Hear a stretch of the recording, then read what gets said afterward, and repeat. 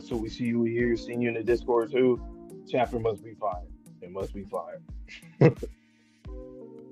I love how we've kind of built up like a Undead Unluck community, and we don't see everyone every week. That's fine. Like, I know they're still watching occasionally, but I love whenever we get like a full crew here. Yeah, It just makes me think that we got so much to enjoy today. might be a great stream because of the tier list too with it. Yeah. 101. Yeah. Sunday fun day. How's everybody's Sunday? Or if it's not Sunday, how's your Monday? Kebab, welcome, welcome. Welcome.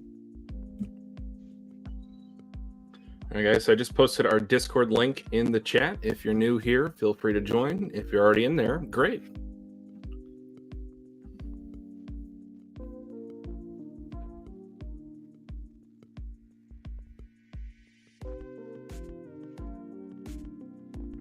And then, as Vontae just mentioned a moment ago, we are going to be doing our favorite characters from Loop 101 specifically today.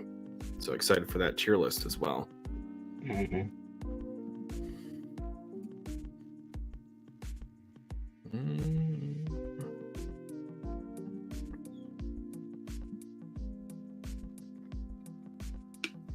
It's a crazy one. All right. All right.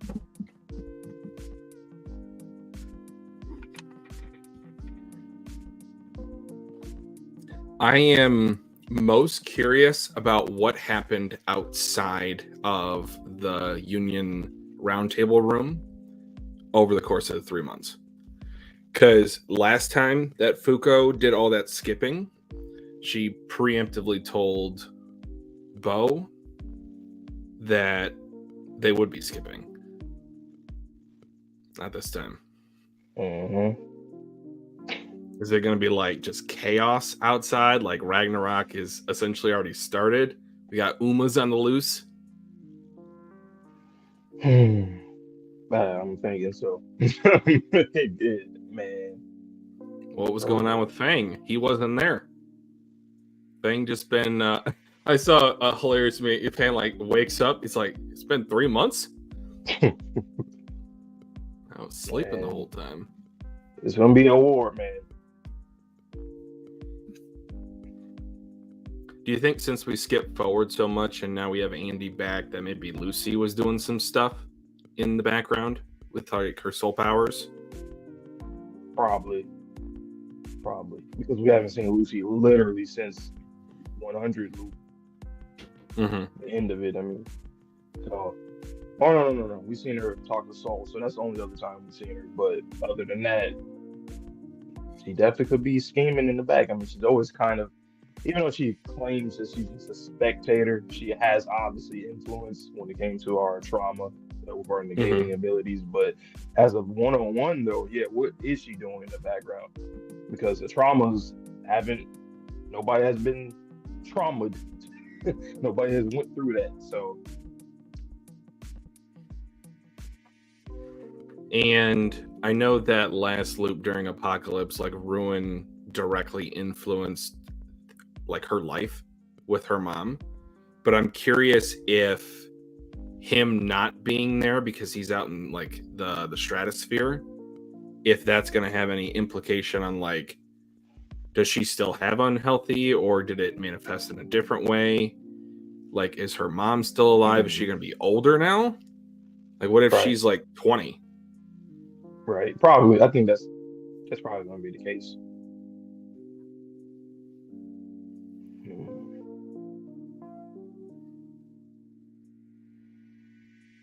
Would be real interesting to see how different Lucy would be too if she is. Because I have a feeling she would be different. Like my mic is crackling again. Come on. A little bit, but it's like it's not. I barely notice it. Maybe because I'm still waking up. But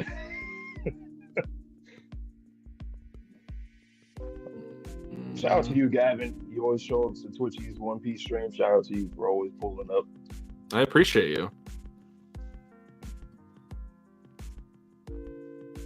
That's a plug. Go to his One Piece streams every Thursdays, Fridays, around those days when One Piece drop. Obviously next week, no, because it's gonna be a break week, but pull up for every One Piece fan.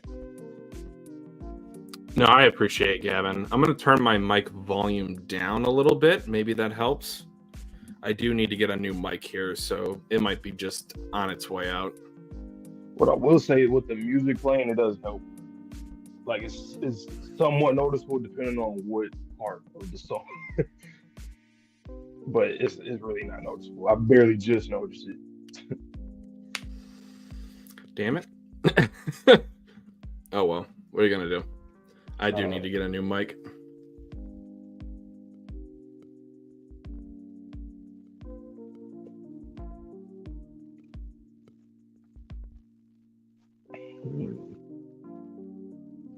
All right, so yeah, last chapter, Andy was re-welcomed to the Union. Kind of to crickets. Yeah. I guess some people are Gina, starstruck, like, oh shit, like, oh, it's him. He does exist. They do exist. Reminds me of the stupid M&M's Santa commercial. He does exist. But yeah, got welcomed back to the Union. They were having a conversation about how they were going to train for 3 months, and then sun/soul manipulation of Apocalypse. He got that dark dust cloud thing, seemed to evolve into a demonic form, much like Spring, and sped forward 3 months.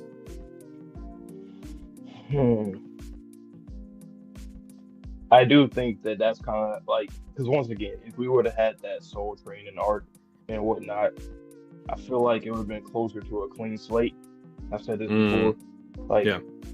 But now I'm like, oh yeah, it's going to look ugly. It's going to get real ugly for us. But obviously, we're going to have to come out and win in the end. But like, it's going to be, for everything that Fuko prepared them for, they will relatively be prepared for it. As much as they possibly can, with stakes still being involved for just us, the audience, and then for the series, it's like I would have wanted the Soul Training arc too, but then when I thought about it and thought about the Master Rules, I feel like there's still more you can do with them, to the point where I feel like if you just focusing on the Union training for that span of time and like the arc, the Master Rules will start to decrease a little bit as a group to me. And they kind of have been a little stagnant. But this is something that, I mean, it makes sense. Realistically, it makes sense for them to even do this, to speed it up, since they're all out anyway. So yeah, if Soul has that capability, he's going to do it. Exactly.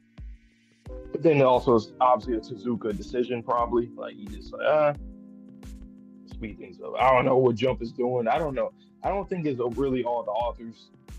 I don't think it's like just their decision. We could probably talk about this too on another stream, about like just the magazine in general, how they work around certain stuff. And like, it seems like nowadays they want mangaka to kind of end when they want to end, and then they kind of, I feel like sometimes they give them a little too much leeway, and sometimes they're really strict. Is a really weird thing. It's not consistent. But yeah, I feel like they put a lot of emphasis on like the table of contents rankings, and like personally, like that doesn't matter in today's day and age. You're reading it online, you're reading it volume by volume, you're reading it off of scanlation sites, so you really cannot gauge like how well a series is doing. And then especially with a lot of these series like Demon Slayer, it did not pop off like to the extent that it did until after that season 1 episode 17 or 19 came out.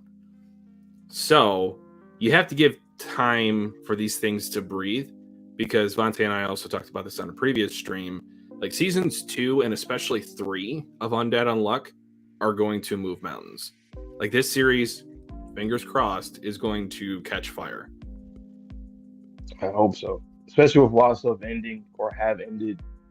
It's a perfect time for it, and I hope that it can capitalize. Yo, Lauren, what's up? And yeah, Gavin, I still think the Time Master Rule did that time shenanigan thing. I think it would be cool if that was the case instead of like Soul doing everything. 'Cause so far, Soul's been doing everything or saying everything, speaking for Well, everyone. how do you explain then the new form of Apocalypse, like the Black Book type Well, of? I think that's like a Soul or Sun thing, but I do think that the whole time thing was the Master Rule, Time Master Rule, or Fade, or whatever he is. Okay.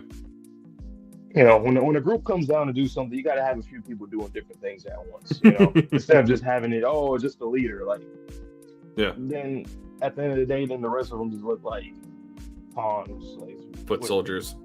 Yeah. All right, guess it's time to get in it. I think I'm first this week. Yep. So, guys, I'm going to take off my camera, going to take off my mic, and Vontae's going to get his blind reaction on camera. And then once he finishes up with the discussion with you guys, I will be back for my own individual reaction. Enjoy. Sure. All right. Undead Unluck. Oops.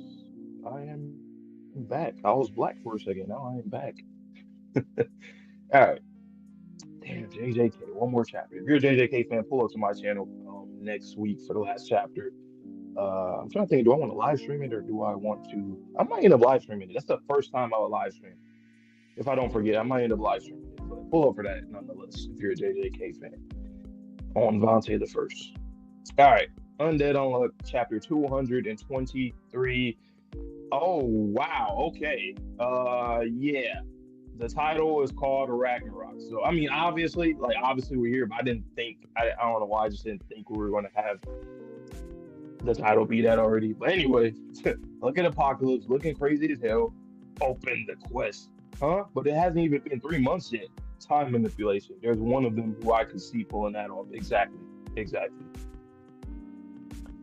If I recall, it's the geezer sitting in the 7th seat. If he's Uma Time, then that checks out. Now that he's free, I reckon that he'd be able to interfere on this scale. Exactly. So predicted that correctly. But why now? The reason is clear as day. It's to prevent injustice from manifesting, even if it means resorting to unorthodox methods.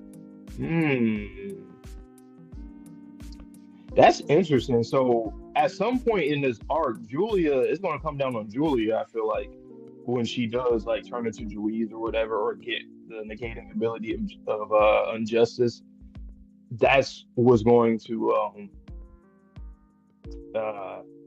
change the tides of the battle. That might help us a lot. Or they're going to have taken her out. So we got to see how this all goes down, to be honest. And with injustice not around, they'll beat us down. Right. That is exactly why all the remaining 10 superior rules are joining the fray. Look at them. They are ready. They look fucking scary. I know that's just like the imagery of them, like just faces. It's not like them right now, but basically it is. That's what they cores look like. Damn. I should have considered this. Even when they were being restrained by you, they were able to indirectly interfere with this world. Yep. It's like the time manipulation strategy we use to bypass quests. There's no reason why they wouldn't be able to do it. Right.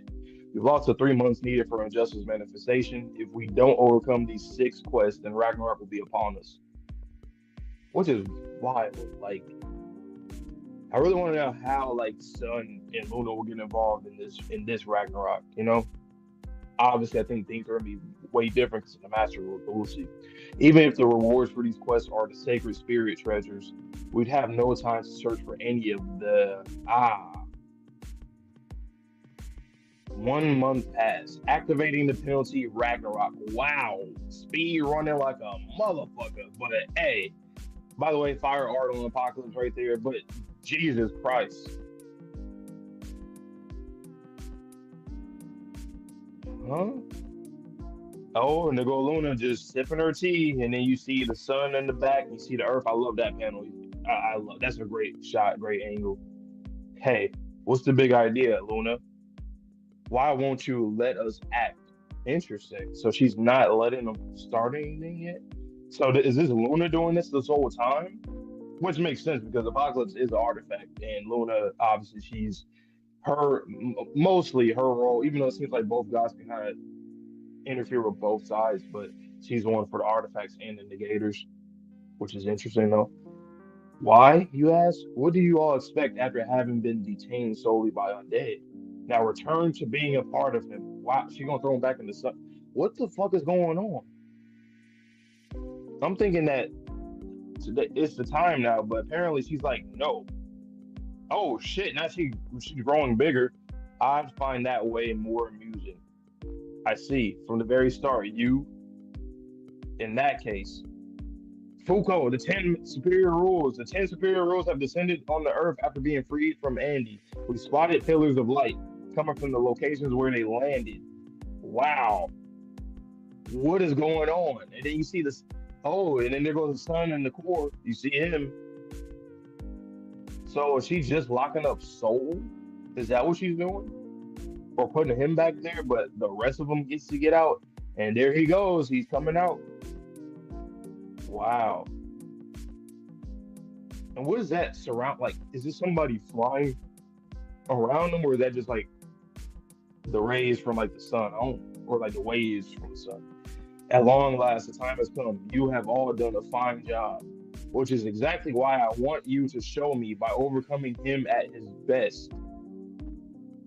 That sounds like it's really starting to sound like she is the god or the goddess, and Sun is like some kind of monster that she's like unleashing. The way that she's talking right here, it doesn't seem like he's sentient. Or maybe he was once sentient and now he's not. Who knows? I want you to show me the true value of the rules unknown to me.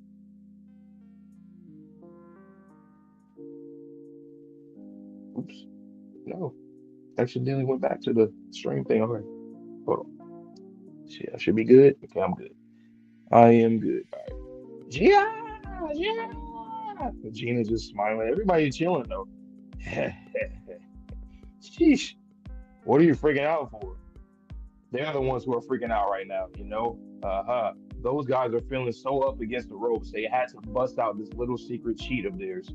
It's the foundation you've all laid. Juice's injustice from the past and us, the current union, that's what made them do this. What the fuck? They're like all circling around like fucking electrons or some shit. Let's go, you bunch of lugs. Oh, and that's right above them, yeah, because they Stonehenge or that area, right? What the fuck is? Whoa, whoa!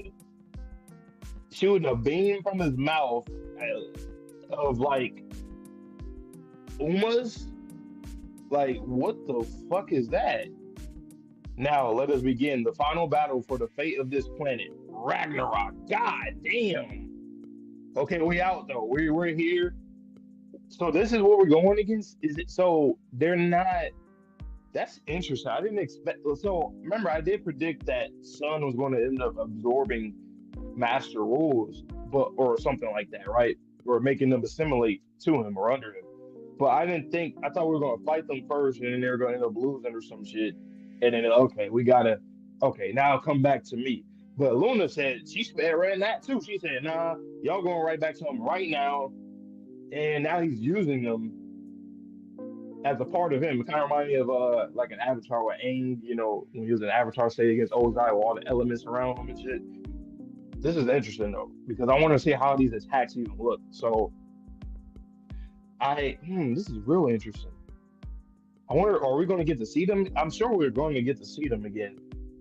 It would be even interesting if we like somehow went inside those spheres, because I still think we're going to end up fighting them. And we had a whole tier list last week about literal like matchups and whatnot. So I still feel we're going to get those matchups, especially since we already got the presidents for the whole setup for like Billy and Gina against War and Change. Man, this is good though. This art. All right, let me go back to the chat real quick and see what y'all talking about. Let's see. All right.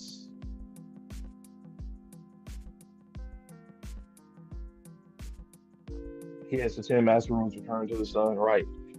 damn. So it's like, hmm. I mean, it makes sense in a way. Like, kind of the stuff that I've been saying about like how, not to say that the master rules haven't been impressive, but there's a noticeable, like, they're not like so far every interaction that we had with them, we either killed them, so like with Lon and Beast, or we obviously got the help from Andy. But sick. It's like every time we got into any kind of interaction with any of them, we won, or at least it was a stalemate, right? So I definitely can see Luna's point of like, okay, y'all going back to the sun and let the sun just kind of go crazy and do what he needs to do with you guys as like basically as like weapons in a way. But I still see them breaking out or something like that at some point. It's probably gonna be through Soul. Um, I don't know, man. I just feel like I wanted the Master Rules to be a little bit more. I think I just simply just wanted more dialogue from all of them because we didn't really get too much from everybody. But maybe we still will. But then again, once again, they are rules. They are just rules at the end of the day. So it's not like it's a necessity, but they're all very humanoid. You know what I'm saying? So I would expect them to have more sentience and a free will and kind of, have their own philosophies on stuff. But, it is what it is.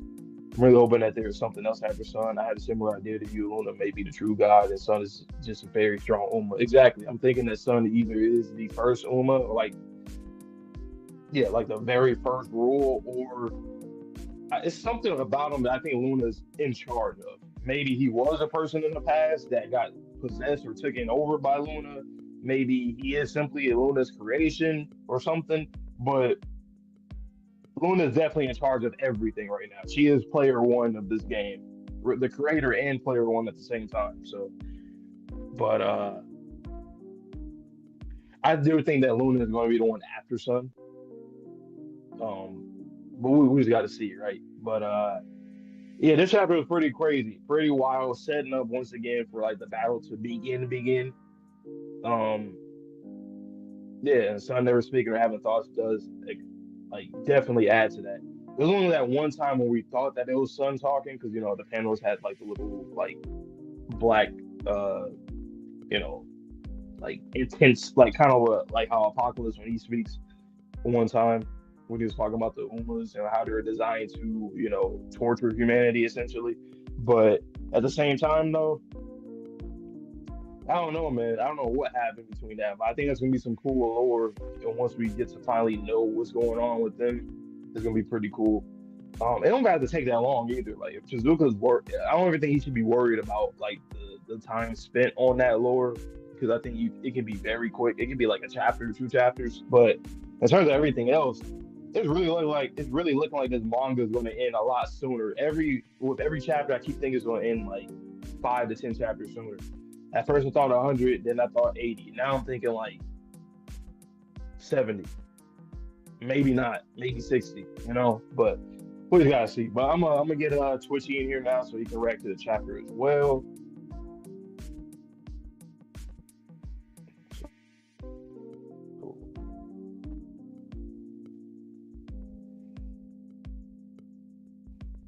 So it's your turn now.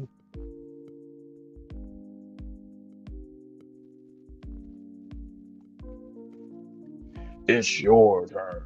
As I point to Twitchy, it's your turn. You're next. You're the next one. Shout out All Might. Oh man.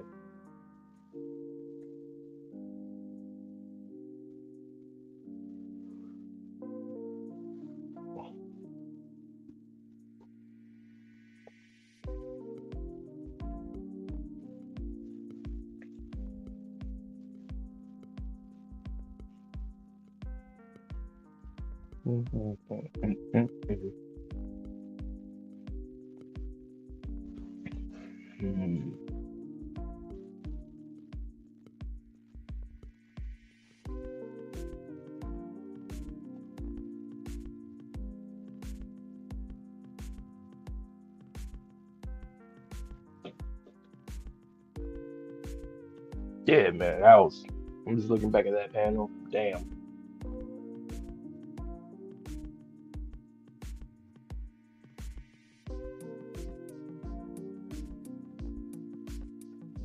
This is a chapter. Okay. A chapter. Okay, Okay. that's all. All right, guys. Chapter 223. It is my time to hopefully shine. 223 Ragnarok. Okay. Open the quest. Huh? But it hasn't even been 3 months yet. Time manipulation. There's one of them who I could see pulling that off. Shout out to Gavin. Shout out to Web Mantis. You both called that. If I recall, it's the geezer sitting in the 7th seat. If he's Uma Time, then that checks out. Now that he's free, I reckon he'd be able to interfere on this scale. But why now? The reason is clear as day.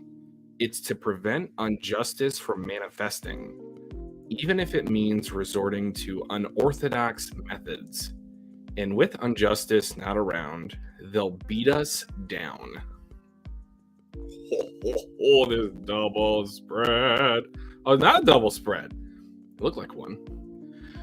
That is exactly why all the remaining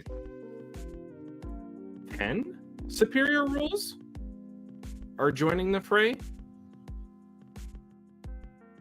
10.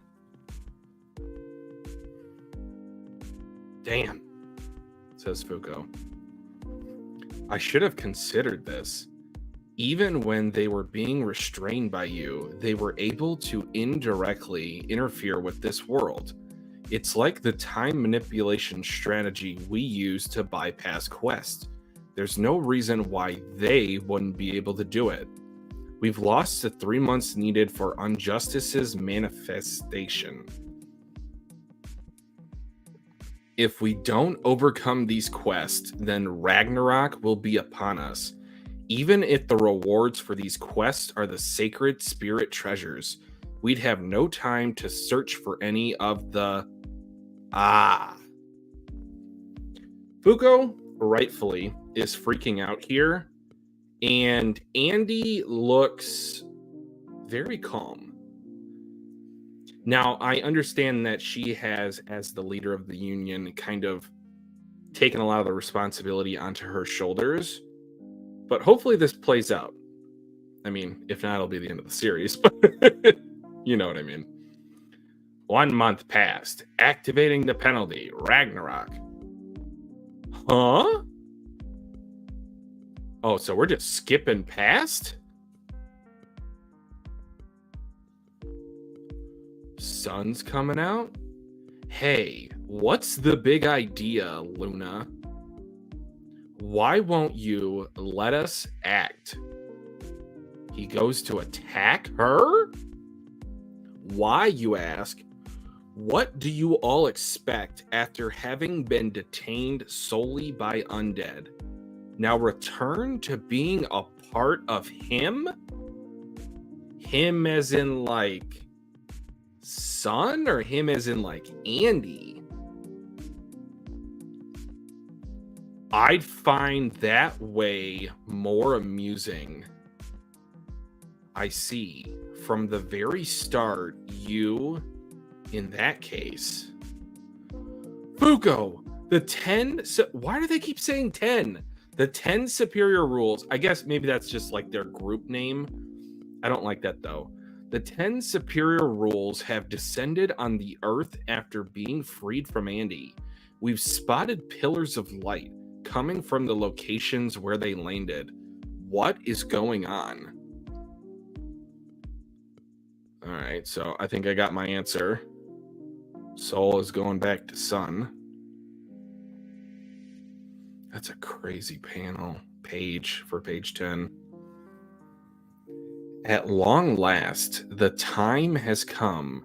You have all done a fine job, which is exactly why I want you to show me by overcoming him at his best. I want you to show me the true value of the rules unknown to me. Whoa!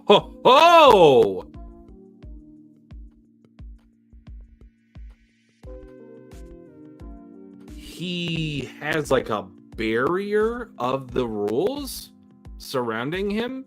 So I'm guessing he'll be even more indestructible than he was before in last loop, unless they defeat these master rules. And then maybe as they defeat these master rules, that's when these levels of his shield will go down. Tickle. It's tickle time. Yeah! Yeah! Sheesh. Slump. What are you freaking out for? They're the ones who are freaking out right now, you know? Uh-huh.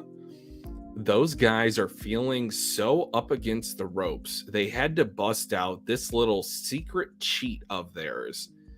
It's the foundation you've all laid. Juice's injustice from the past and us. The current union. Good God, the way he's descending like an angelic god. The current union. That's what made them do this. Let's go, you bunch of lugs. Double spread now. Fire in my laser beam. Okay. Now, let us begin the final battle for the fate of this planet, Ragnarok. What? I have some things to say about this chapter. And I'm not going to keep them to myself. Let's talk about this, Monte.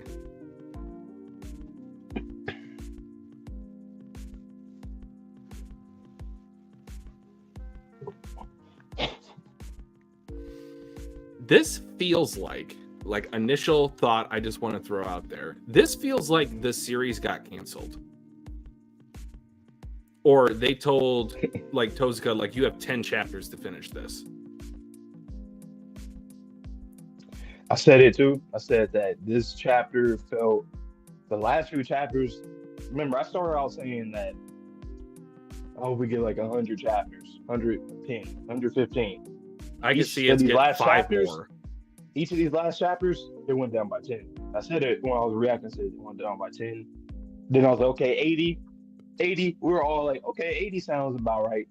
We still hit the 300 mark. Thinking, yeah, now I'm genuinely thinking 250? like 60. Yeah, I'm thinking it, like, but it's like, I don't know why.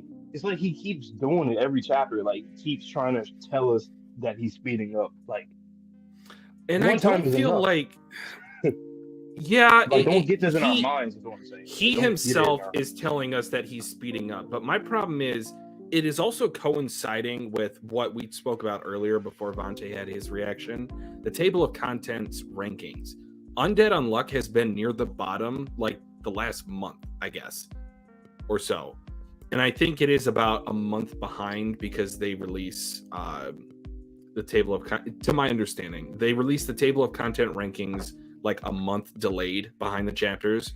So I saw someone on Twitter saying, like, oh, just wait till 218. That's when Andy came back the first time for it to shoot back up. But now I'm thinking, like, these last 4 or 5 chapters, it's almost like they told him to end it quickly. I feel like this is even fast for Tozuka. Or they did tell him that, but like, well, maybe it's more of a, he gets to choose which chapters he wants to speed up, so he feels like, well, I don't want to speed up the final conflict or the fight necessarily, but I would do the setup for that, speed that up. Because usually a lot of times with these manga, they speed up within the final arc. And it was like, what just happened? It just happened with JJK, My Hero. A lot of these shonen series, even in other magazines, it seems like that's like just a norm there now. But like, I feel like here, the reason why he's doing it right before Ragnarok is because he doesn't want to have to deal with that later on, like having to speed up during the fight.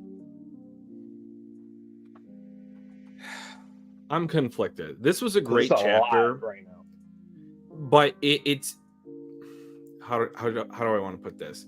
He is doing his best with what I perceive to be an external force telling him he needs to speed it up. This, by all intents and purposes, for me, it was a great chapter. I feel like, let's just say hypothetically, he was told you need to end this in the next like 20 chapters, like 250, let's just say. This is about as good as he could have done to speed it up to this point, because it does make sense in the story of the series. Like Uma Time could speed it up. But then like this stuff with Luna, how she incorporated Soul into Sun. I understand that she created him. I just wish we got more from Soul. And we might still get some more stuff at the end. But at this point, I'm disappointed in how his character was handled. That's why being the number one. I was saying it right before we even started about the Master Rules and how I'm not really impressed by the writing for them whatsoever. Yeah. This chapter made it worse. And I was saying it when I was reacting to it. I was like, it's like we were expecting the Master Rules. Oh, they're coming. Oh, no. Now they're going back to Sun because Luna has some kind of ulterior motive or whatever. And then like also in this chapter too, when she said, go back to him, I want to see you guys fight him at his best. Goes back to your theory a long time ago that Sun might be being controlled or something, or she created Sun, because that you don't say that about another person. Like, oh, let's see another you fight player. Him at his best.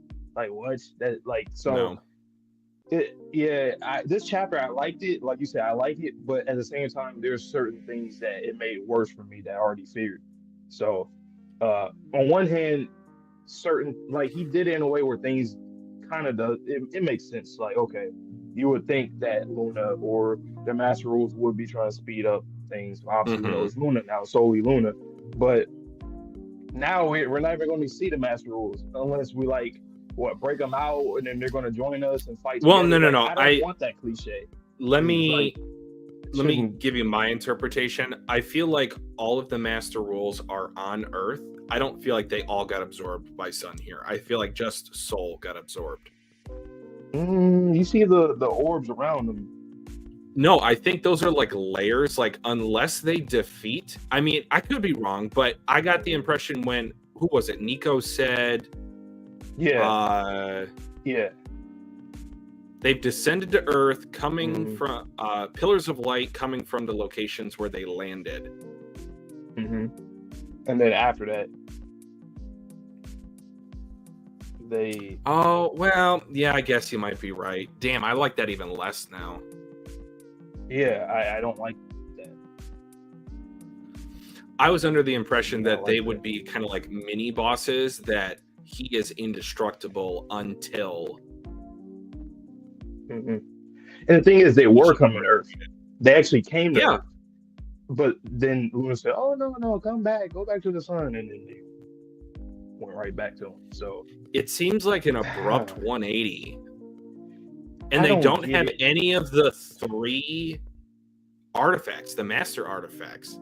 I have so many questions at this point. Right, unless it's going to be like the AOT final fighting on Aaron's back type situation but see, the only difference is that like the Master Rules, for me personally, I like. Is it just Soul that feels this way? That feels like he's been cheated and kind of scammed, or all of them, or do all of them feel that way? We would never know until we see them again, if we do see them again, because we already had certain matchups that were being set up with War and Change against Billy and Gina. You had, I was looking to see what. Now it seems like that's all thrown to the side. Exactly. So like, I don't even see it if like, say we. Like, the way I see it, there's no way. I don't see a real way to. I still want them to be adversaries, themselves, the Master Rules, but I don't see it now, especially with Soul. And if he's like, there's no like leader, personalized fighting now. It all seems like, okay, now we just have a raid battle versus this indestructible at his even higher peak than last loop. I don't know. I trust in Tozuka, but this was a strange decision. This chapter. That's why I said this is a chapter. Before you start, I said this is a chapter because it's like sure, there's things that I like about it. Like it's not a bad chapter. It's just the pacing is off, like very off. It's like, and just the master rules, I'm let down. I'm not gonna lie, because I can't even see a realistic way of us. Say we like defeated Sun or broke them off, or I would hope that they can escape and then start fighting. But I just want the master rules because they are literally humanoid type of rules. What's the point of making them humanoid if we don't ever get anything from them aside from soul and then maybe Lon, Beast, but that's kind of it. It's like what are we doing? Like we were expecting so much stuff from like luck and death and all of them, but now it's like it doesn't matter. Or we're gonna go inside the orbs and fight them or something, and then the other characters are fighting against Sun. Like, what are we going to do now? Like, how is this battle going to look like? I just want to welcome a few people since you brought up that point. That's what Web Mantis said. Someone on his stream had brought up. So go shout out, subscribe to Web Mantis. He does YouTube/Twitch of Undead Unluck. I mean, we are too for the time being. Welcome Dark Master 2288. Welcome Larry, and welcome the One. Yeah, I was expecting, because there was so much buildup to it, that we would get more personalized interactions between the Master Rules and our crew. Because then, if you think about it, is Yusai, is she going to get any further development? Is Bax going to get any development? Is Julia now going to get any development? Probably not. I know that Yusai, for the most part, she's dead in the water at this point. Like, what are you going to get from her at this point?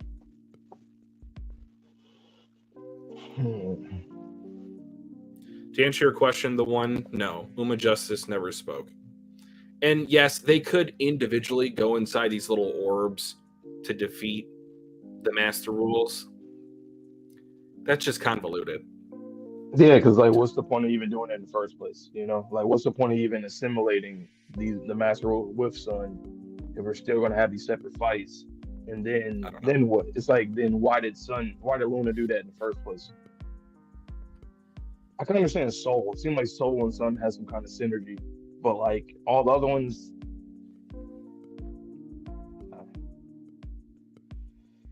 Well, that's why even my first interpretation of what was going on in this chapter, I wasn't the biggest fan of it. I could have accepted it because maybe we just had some, of our main cast taking on the main body of Sun, while the others have to make their own fights on Earth. We could have got more world building. We could have had different architecture, backgrounds. But now if it's just like it's one body that shoots laser beams, like we've already been over this. What I would have really hoped is that if they were able to break out, that it would be a three-way battle. So it would be the Master Rules versus the Negators versus Gods or Sun, but I guess Luna too, kind of. But something like that, because I just don't understand how. Because even though Andy said that they cheated, the Master Rules, I'm assuming they feel cheated too, at least Soul, but we don't get no other dialogue from any of the other ones, so we don't even know what they feel right now, because they are rules at the end of the day. So could they be mad? I don't know, but aside from Soul, we would never know how the other ones really feel. and if they are mad and feel disrespected, why? You kind of were always created from, like, you're always a rule. I feel like rules, yes, we've seen rules have sentience, but it's like, it's kind of in your nature to obey and, to your God or whatever. So it's just a lot of stuff when it comes to these rules in the series where I feel like Tezuka had a lot of great ideas for a lot of them, but at the same time, they're not really ever fleshed out. That's why we always talk about Spring. Spring is like the only Uma that was truthfully fleshed out. Not saying that all of them need to be. Like Spoil does exactly what he needs to do. But with the master rule, they're the master rules, and they're all humanoid. Like you would expect them to be a little bit more. We get a little more personalized with them, just a little bit. I think you hit it on the head. The reason why I feel somewhat cheated from this chapter is because of the fact that we were shown that these master rules had personalities. And that was first built upon with, to a lesser extent, Spoil and Burn. But I would say like Spring really fleshed it out for this being a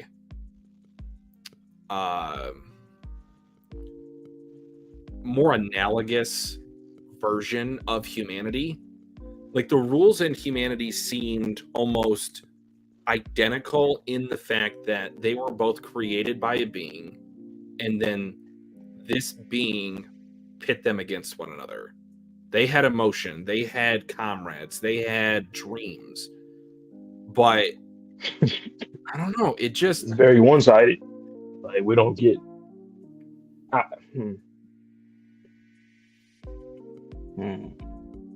just don't know how to feel about this chapter. You know what?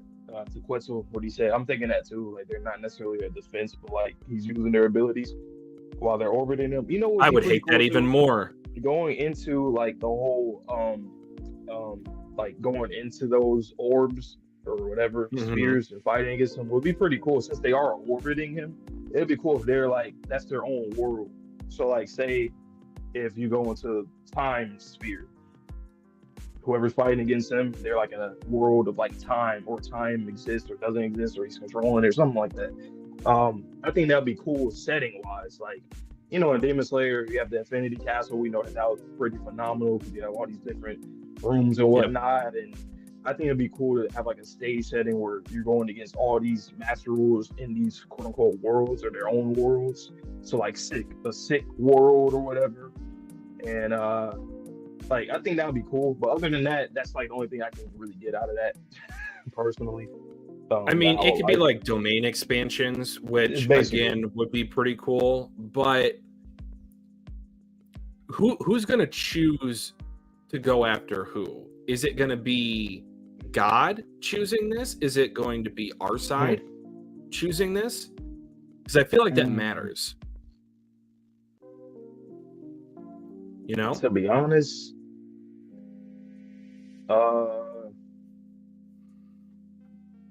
the fact that they already wanted to go against Billy and Gina, I feel like they're just going to get teleported in it. If do you think that the master rules have any sort of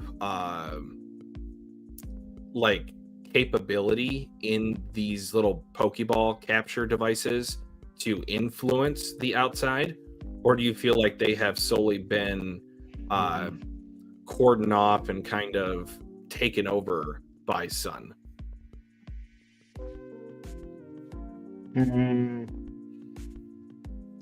You know what? They might have been taken over because I can see Soul doing something to manipulate Sun to break everyone off.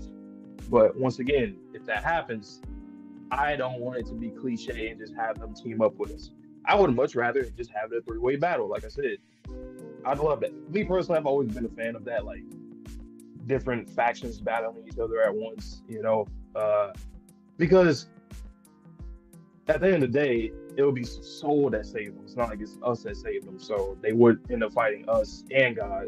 I guess we'll team up with a few of them to go against God in the end. But at this point, I don't know how this battle is going to go. I mean, as it's already been set up, it seems like we're just going against the Sun. He has all these master rules orbiting him. He's going to use their abilities. We're going to fight against it and see if we can win, and that's it. But I just have a feeling that Soul, since he had this little conversation with Luna, that he'll be the one to save his comrades by manipulating Sun because he is Soul, you know? So I'm thinking something like that. Do you think that the ancient weapons are like the three, pillars of humanity. Do you feel like they're even going to be used at this point? They will, because Fuko mentioned it. I feel like So they're going to look for it while they're fighting this mega No. god? No. Well, it depends. If you're like, it depends if they had to like, if they chose somebody to go look. But I don't think that's gonna happen. Well, I think Fang? No. I mean, He did have 3 months. he does. Yeah, could be either that or I think Luna is just gonna pick them up. Give them? Really? I mean, she's been doing that for both sides all the time. Like, she technically, even though she's been like hindering all of them, she's also been giving them the tools. Because she just wants to see this what happens with this fight. I wouldn't be surprised if she just had it laying out somewhere. Like, oh, go ahead. Because how else are we going to implement them? I don't think that we're not going to use them. We just mentioned it in this chapter when Ragnarok is about to start. Especially Heart. If we never got to see Heart, that would make no sense whatsoever. Rebellion and Aegis, but I would love to see Rebellion again. But it has to be Fang, or I don't know. Fang / Lucy, because they can do soul searching. Now, we did mention that Rebellion was a sentient artifact. We're guessing that Aegis, maybe not, it's just a shield, but Heart could definitely be sentient. Yeah, but then another thing, didn't they say in this chapter that they were supposed to get the sacred treasures via quest, like by completing the quest? They were guessing that was what it was going to be. Because so I don't know the quest rewards have been like location markers on the map in order to give them the physical location, but I don't think that it doesn't exist until you beat a quest and then it pops into existence. I feel like it has always been in a location, we just haven't been able to find it. Yeah, I think they said that before, that those are the only weapons that can like essentially survive like the world being destroyed, and it just like lands on Earth once it's all formed. Or maybe on the moon, man. Yeah, come on, Akira, come on, help us. I know you're like a grown man right now. You're like 50, older than that. Yeah, 50, about 50, 60 years old. Come on, man. Do you think we'll implement any sort of going back in time with Uma past? That could happen. At this point, I want anything like that to happen. It's getting to a point where I'm a little afraid that, like, I still think Suzuka chose this part to speed up because he doesn't want to be rushed for the end, but I still am a little scared about it because every chapter is ended the same way. We're about to start this divine war. Ragnarok is about to start. It's like, what's going on? What are we doing, Suzuka? Why do you keep doing that? I know you're great with name drops and like title of chapter drops, but like sometimes it is getting a little too, I don't know, a little too, I don't want to say eager. Maybe he's just eager. Maybe he just really wants to get to this that bad. That's just me coping. He's like, no, I want to get to this war because I'm about to start putting out fire. But at the end of the day, he's still sacrificing a little window of time, if that's the case. But I'm gonna cope a little harder. What if Heart is a reset? It's an extra life. It's an extra chance at the specific loop. What if we lose here? So that's why you think so like basically the reason why it's being SPEEDRUN is because we will get another shot. Yeah, we will get another shot. Cope. What do you guys think? I feel like that's coping pretty hard, but at this point I'm just trying to connect at that point. Because do you speed run the beginnings? I think it might. I wouldn't mind. So, like what we just skipped over, like the soul training arc, like what we just skipped over in terms of the actually fighting the master rules. Like, let's just say they don't come out. Let's just say we don't go into those domain expansion balls. Let's just say, like, we are about to all be incinerated, obliterated, whatever analogy you want to use. Like, we're about to lose, and then, like, someone uses heart as they're getting killed, and then it goes back in time. I don't know. I'm just trying to extend the series. Hard hope. I do like the idea of it, but it does put me into like the headspace of like, well, damn, we lost again. Now we get another shot. I mean, we've had 99 shots, 100 shots up until now. That's what I'm saying, and that just adds up more to it. It's like, oh, we're on 102. You know, it's like, damn. But I think a heart can be a reset, but not a loop per se. Like maybe like the last checkpoint type situation. I don't know. Maybe. You see what the one. And question, for more recruitment arcs. I think you can speed run that if you wanted to. But I don't know, man. Heart like, and this also like. Okay, this will be the last thing before we get into the tier list because we're just kind of like bashing on it. Like, what happened to Ruin in these past 3 months? He's just been in space, just, you know, getting the soul attacks from Andy and Fuko. Does this negate all of that character development that we just set up for him? If we're now in the final end game, are we ever going to get anything for Ruin? It is interesting that Andy even called that attack bad loop. Bad, so again, heart. So kind of like connecting back to heart. Bad loop, like this, we know that this is a dead loop.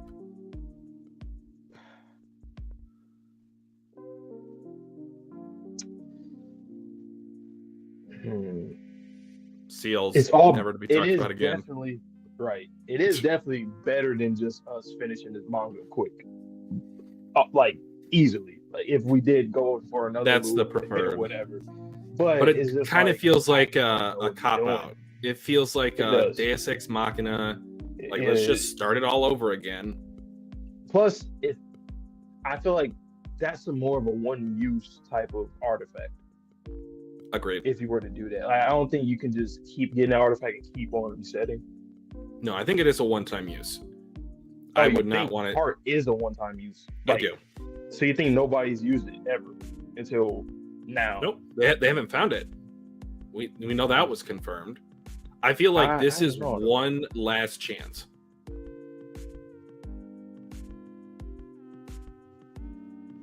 Or maybe heart is the sun's heart that was taken away from him. Well, I mean, he did have his soul taken away from him. He has no heart for humanity.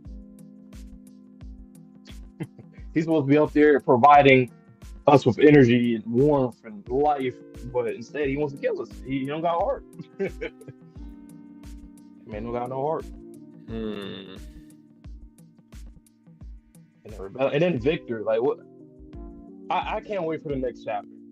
I think we'll get a little. Okay, like, guys, we might be freaking out. I think we're supposed to be freaking out. I really hope that this is a fake out from Tozuka to a certain extent, because the sky is falling. The sky is falling. I'm freaking out. It's so fast. Like, this one felt incredibly fast. And the last 3 chapters ended the same way, pretty much. It's time for war. Ready for Ragnarok. It's Ragnarok. It's like, damn. All right, we're about to be past Ragnarok. Like, exactly. Like, damn, Andy said first, oh, the war is about to start. Last chapter, oh, we sped up time, 3 months, Ragnarok is coming. In this chapter, Ragnarok is happening right now. It's like, damn. All right, so we'll end this discussion on kind of a more positive note. What do you think Soul is cooking? He says, in that case. He's going to manipulate Sun. He's going to, I predict that he's going to manipulate Sun or he's going to either, I think he's going to break off the Master Ruler. Or at least that's something I'm hoping for. I think he's going to break him out eventually after we fight it a little bit just to see how it looks. You know, just for us to see this gigantic Sun with these orbiting abilities around him, essentially. And then he's going to break him out. And I think we're gonna have that three-way battle. That's my prediction. Because then I'm gonna have to sit on this chapter for a while. The one thing, last thing I'll say, that would make the mass rules even like better. It would boost them up a lot for me because then it's like they're like, you know what, we can run the world. We are rulers after all. Fuck both of you guys. I would and fuck the negators too because we don't want we can't coexist. No, or at least now they can against gods, but in the end they're just fighting. That would be pretty dope. But Luna shenanigans. Luna is I don't know what the hell. Like, what do we even do to Luna? What is she even doing? I don't know. Yeah, we don't know her end game. Yeah, I get that they love God, but like Soul already. I mean, so put it like this, right? I think Soul already understands that Sun is kind of just some thing that Luna's using. Because even he was like, okay, like I forgot what he said, but he was like, so you're, and then he got cut off or whatever. I don't think they're going to be devoted to God anymore. I mean, technically, yeah, but they're only devoted to God in the aspect that they were created by God. But other than that, they don't have any allegiances left. Yeah, that bridge is burned. Yeah, because like if he's like technically the head honcho of them, I don't expect them to still be with Luna over God, because we know that Luna is just God. Whatever Sun is, we know that Luna is above him right now, just based off of. And this makes Sun feel like an empty husk, just like a puppet. Like, I have zero confidence that Sun is an actual character, has any sentient thought at this point. Luna is running the show. I think he's either dormant or Luna did something to him. I feel like he was somebody. A god, like a maybe he was the actual god of the universe that got usurped by her. Could be. Maybe he AFK. That's why he's off. He's not really here for real. He's elsewhere. On that note, let's start the tier list for today, guys. She just using both controllers. I cannot. Younger brother, younger sister, you gave him the controller that wasn't plugged in.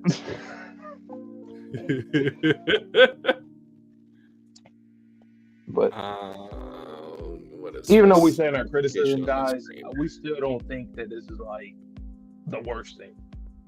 Because we don't know yet. We truthfully don't know yet.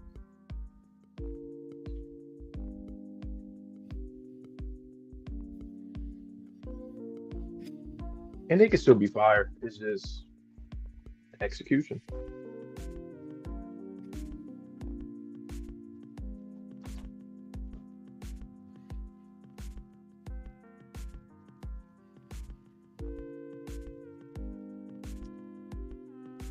Okay, guys. So this will be a Loop 101 character ranking for our favorites.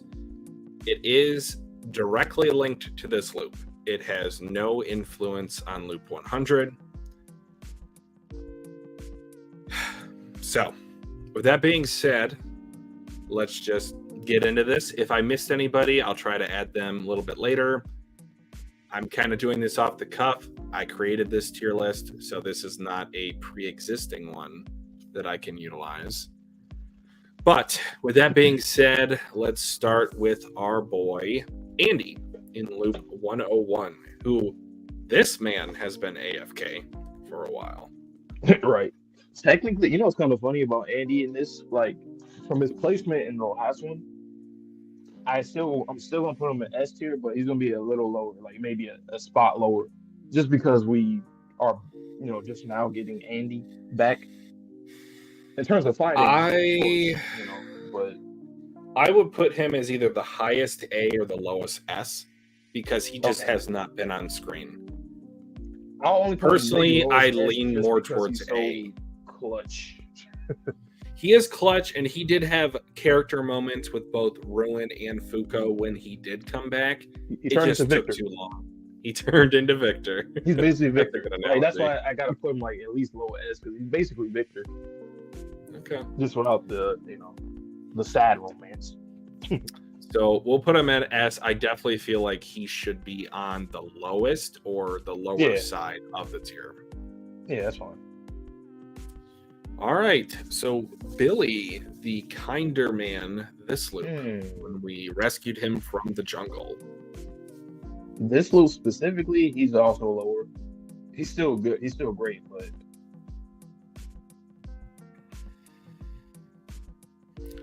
I love his dynamic with his wife and child.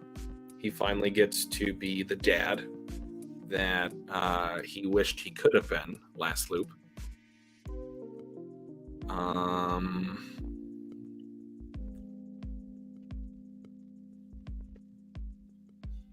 I don't think he's S tier anymore though.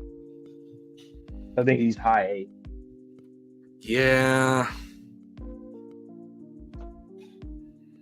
I hate this because I love him so much as a character, but if we're being fair for this loop ranking, I think A is pretty good. Because he's learning to look up to people in reverence as opposed to looking at them in sadness. Mm-hmm. Okay, Ruin is next. Where do we have him last time? I think he was either A or B, I think. Really? Was he that low? Hold on. I don't remember. Maybe for the design he was higher, but I feel like for character he was lower.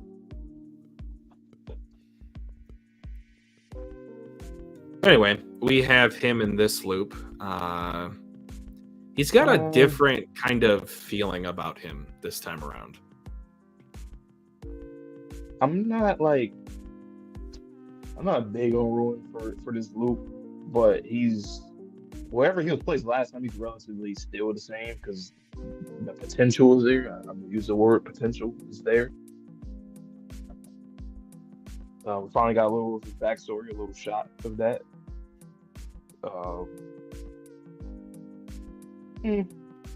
Like the potential was there before this chapter. I'd probably say maybe like a B minus. I'm damn near thinking like just the top of C. See? Yeah, I am not upset with that. He's just kind of, like even his role is just a little lower now. Which makes sense, but yeah, it's just whatever. Oh boy. Right. Nico Vorgil. We're not even going to discuss that. Like one of the best characters from this list. From this loop, I should say. He is top 3, man. He ended up being amongst my favorite characters in the series, and I love that. I've always loved, just like how I felt about Thorfinn in Vinland Saga, and then season 2 with Farmland Saga is like it's night and day, and it's for a reason. Obviously, the growth, like same way I feel about Thorfinn, same way I feel about Nico. He is phenomenal. Yeah. It took him some time to get utilized in a character aspect, even though he was essential to the plot last loop. But this time, we get to see him develop into who he was always meant to be. And like his interactions with language, with Ichiko, with Shen, and with Fuko. That is who she decided to start with. Yes, the timeline dictates that you need to start somewhere around the start with him. But no, like she chose him first. Yep. Insane. And the whole fight with Lon, and him getting unforgettable, crazy, one of the best moments in the series. That whole man. Of course, like you said, stuff with Ichiko. Yeah, it's just he's just a great character. He's kind of like how I view Billy last loop, but like it's kind of like the same thing. It's like that's a good analogy. Okay. All right, Bill, Intruster Incarnate, little boy who could. He was up in space, and now he's down with us. Bill, you get a bump up. Last time you were like, what, C or D or something like that? Yeah. Yeah, you get a bump up just because the writing for his character is great. I just wish we got more focus. I hope we can still get some, but I'll just be At this optimistic. point.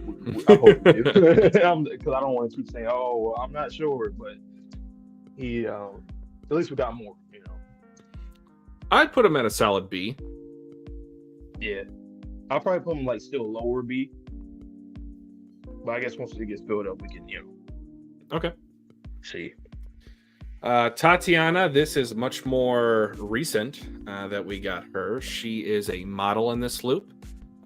She wants to show off the fashion that she wears to the world, but was confined now to her untouchable bubble, and now she has to use a hologram. What you thinking? I think kind of similar to how Ruin is being utilized this loop. We just haven't got enough of her. I would say, I hate to do this, even a little bit below Ruin. Yeah. Honestly, I think they're, I agree. Damn, she went from like what, A to C? I know. It hurts. But it's just we haven't gotten enough of it her is what this it loop is. to really rank her Yeah. higher. Okay, the Brazilian speedster Top Bull Sparks is next. Top is like relatively the same. I would say I like him. I don't know, man. Like, I don't know. He's just Him wanting to protect Ishin from those that would take advantage of her was a nice little romantic touch that sure. Tozuka did. I love how he went toe to toe or toe to paw with Uma Beast. Again, he kind of falls into a similar situation as Tatiana. We just haven't gotten enough of him recently. I'm kind of surprised that like Suzuka, like if you just go purely off of design, like he just has that cool aesthetic. I'm kind of surprised that Suzuka didn't make Top more of a like a higher tier, like closer to like a main, not main character, but you get my point. Like you just utilize more, like how Shin was. I was thinking that Top was exactly when I first got introduced to him. But I would say B tier, and I'll put him ahead of Phil. Ahead of Phil? I would put him below Phil. I was only going to say ahead just because of what you said about the Ishin thing. But Phil, writing-wise, is very different from a lot of characters. So, yeah, I agree. You can put him behind Phil, but I don't think he's far off whatsoever. I think he's, like, right behind him. Yeah, they're pretty close, I would say. Oh, yeah, wow. All right, ladies and gents, our boy, we can finally say that now. All the slander that we had last loop, all the volume read-throughs. Sean has got to be top 3. Locked in, throw away the key. It is done. Do you want to put him above Nico? I personally would.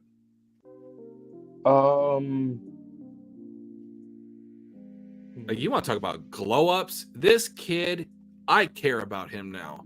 Could not give a shit last loop. Do I put him above Nico? It's oh man, this is tough because it's like the it's like the debate in sports when you say like a player's like what's the player's peak versus like just them consistently, like their numbers consistently. I feel like Sean is consistent. He has consistent numbers, but Nico's peak was just higher, like in terms of the character moment. But Sean has been the most like this is not even there's no debate here. He's been the MVP. most solid character in this entire loop.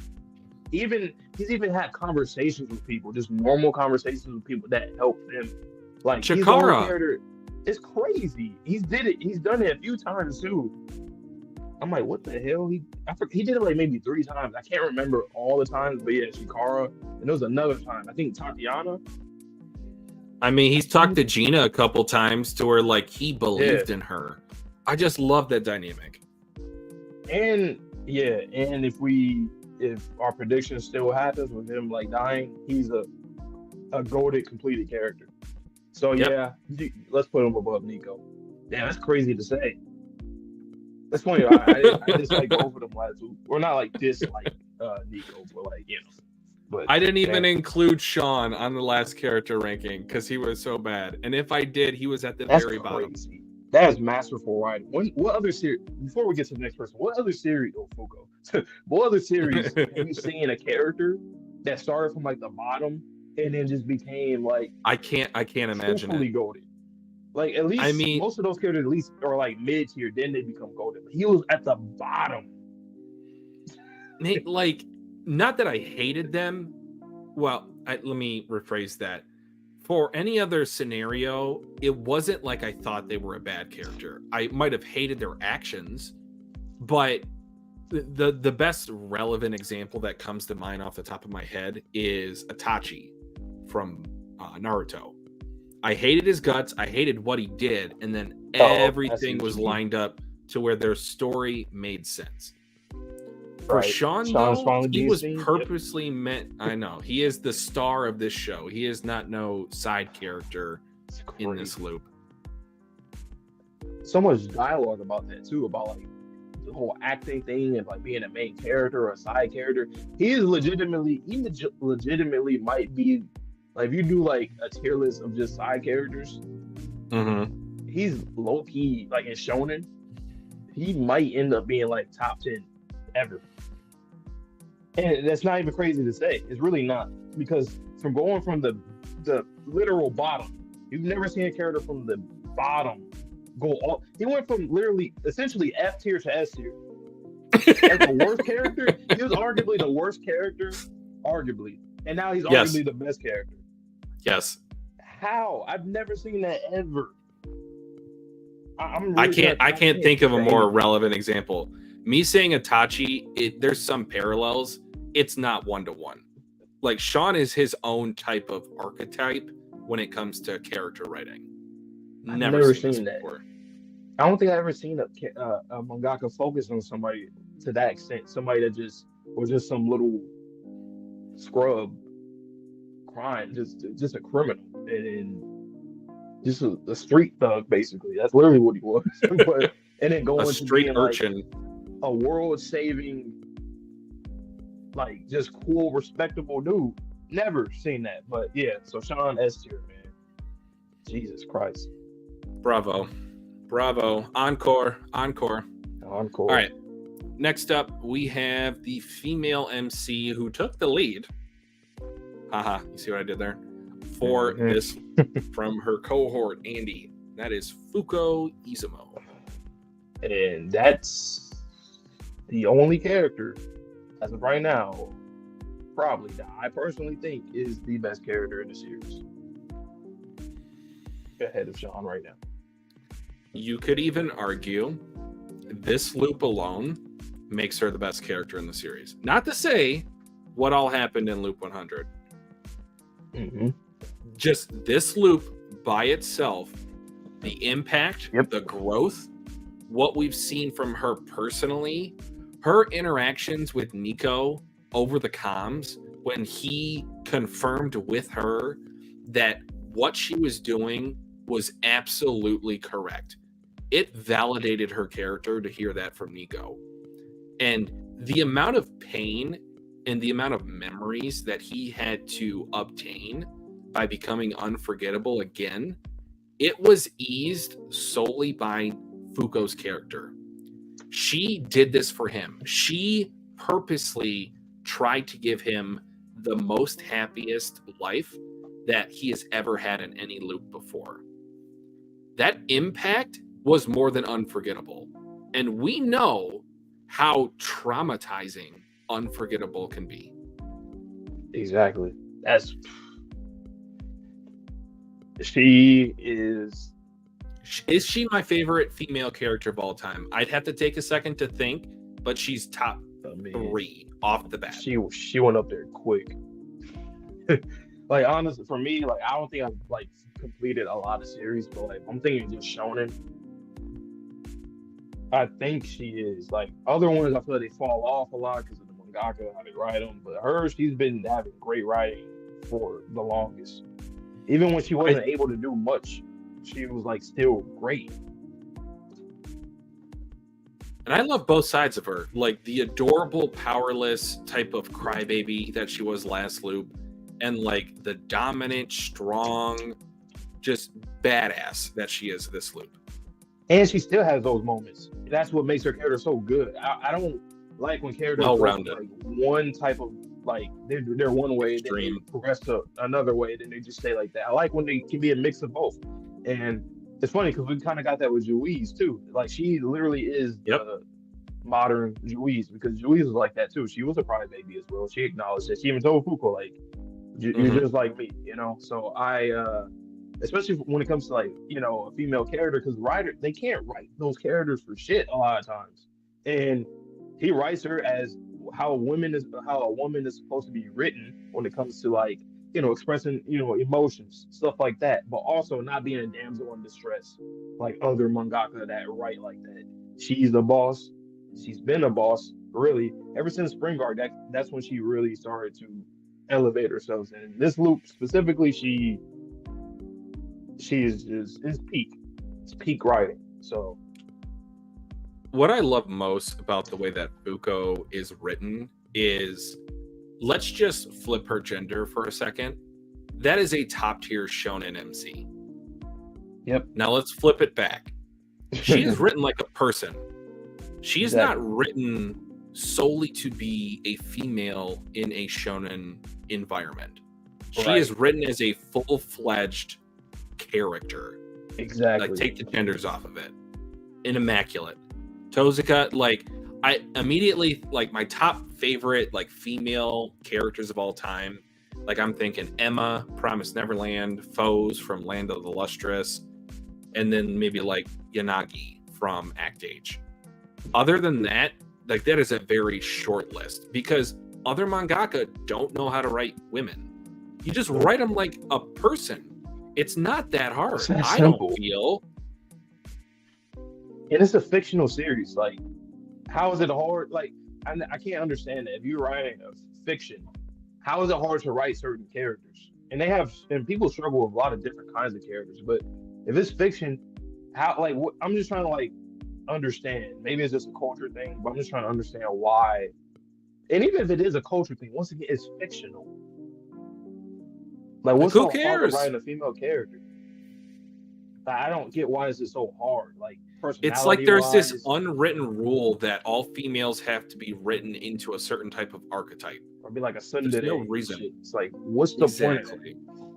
It's like, come on, man.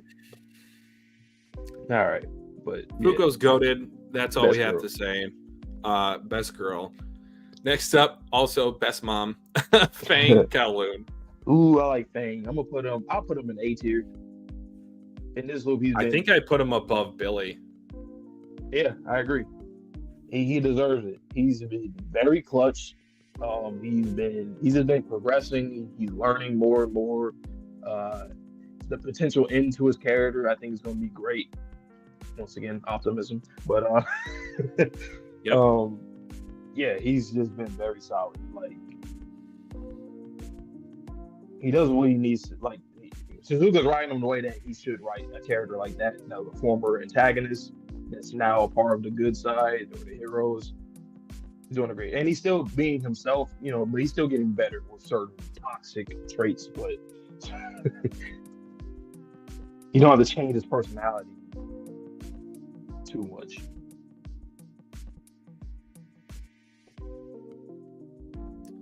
All right, so if you guys are looking at the screen, you might see that I'm going to put in a new category below D tier. Now, this is not meant to slander. This is simply due to the fact that there are not certain characters that are utilized this loop just yet. So I was going to put Lucy in here. She still could end up in here, but long story short, I'm going to put Akira in the not applicable section for now. Yeah, it makes sense.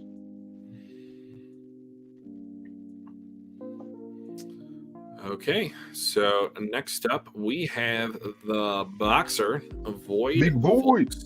Big boy. Coming in the red corner at 250 pounds. Whoa. He's another solid dude. I mean, obviously he's a step up because last time he was dead. We killed him. But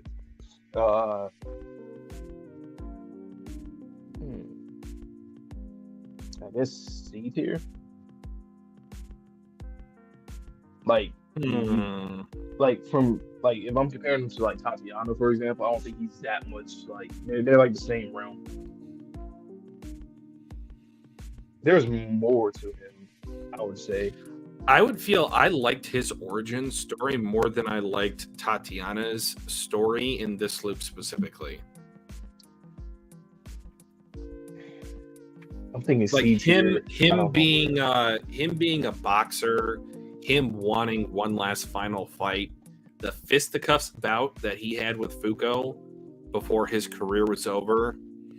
Granted, he hasn't really had a chance to shine this loop, and I feel like that's another character that just hasn't been utilized as much as they should have. Yeah.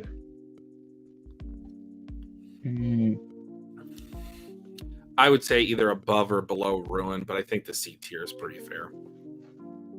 Let me think. Ruin or Void?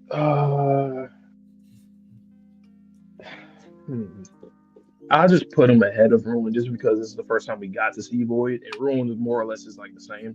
So, gotcha. I give him that. All right. Okay, Creed Deckard, the so sad commander who just wants to save his troops under his command. I like Creed. I mean Creed. I like Creed. And just off what you just said, like I think he gets a bump up. I think we had him. Actually, I think we had him the top of C, and then we put him up to B minus. But I think he's still around like a B minus or B, either or. I think I like him a little bit more than top. The question is, do I like him a little bit more than Phil? Really? Do I like him more than top? Well, that's tough. They're like extremely close for me. Oh man. But just because of the romance with Top and Ishin.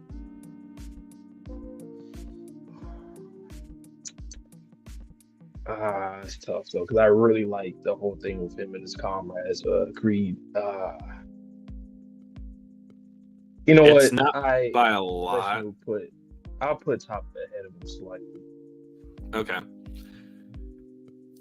I might have that slightly flipped, but again, the tier is the tier. I'm not going to argue on that. Yeah. But a very solid character.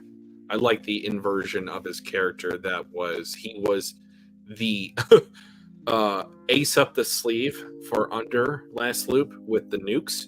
And now this loop, I actually care about him as an underdog in that Negator war. I didn't know. I actually would have liked if he had more focus. I mean, there's characters that don't really have any at all, but like with his goal and whatnot, like he's somebody that if Zuko really wanted to focus on him, he could legitimately be like a A to S tier character. Like based off of the stuff that happened to him with the war and his goal, like when we learned his goal and whatnot, like he easily could be a go-to character. The first thought I had when you said that is him having a throwing knife, him throwing it at a target on the wall, maybe like his former commander, a picture of him, and then him getting another throwing knife and him just throwing it continuously. And like he kind of has like a sad look on his face, like this guy is still in power, this guy's still trying to make war. Like you could even make it sort of a like unfinished business type of, and you could have that in the background. It doesn't even have to have any focus. Mm-hmm. I would have liked to see a little bit more of their Union headquarters, just kind of like some downtime of what the characters are doing, even like some character focused conversations. That would have been pretty cool.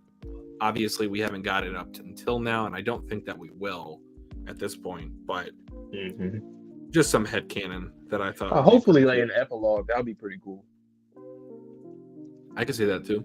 like if they do go their separate ways because they don't gotta fight God anymore or whatever, they can like kind Mm-hmm. of just do their own thing. Like Billy and his family, everybody's just doing their own stuff, which I think that's Yep. going to happen because everybody has their own goals outside of killing God. Like everybody, I can't think of one character that, well, maybe a few, but like Phil. Everybody else, so I guess they have something that they want to do. Okay. All right. Next up, the more jolly-hearted doctor. This loop, we have Rip Tristan. It's kind of funny and fucked up, but I like him a little bit more last loop just because of the trauma.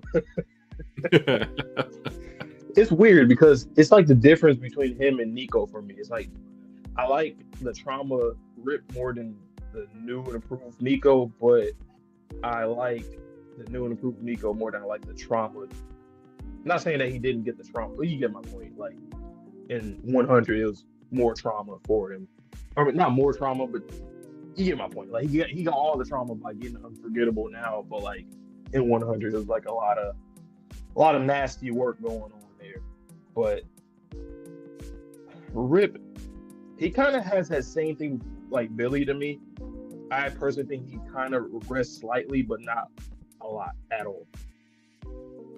I like how much of a dork he is in this particular loop.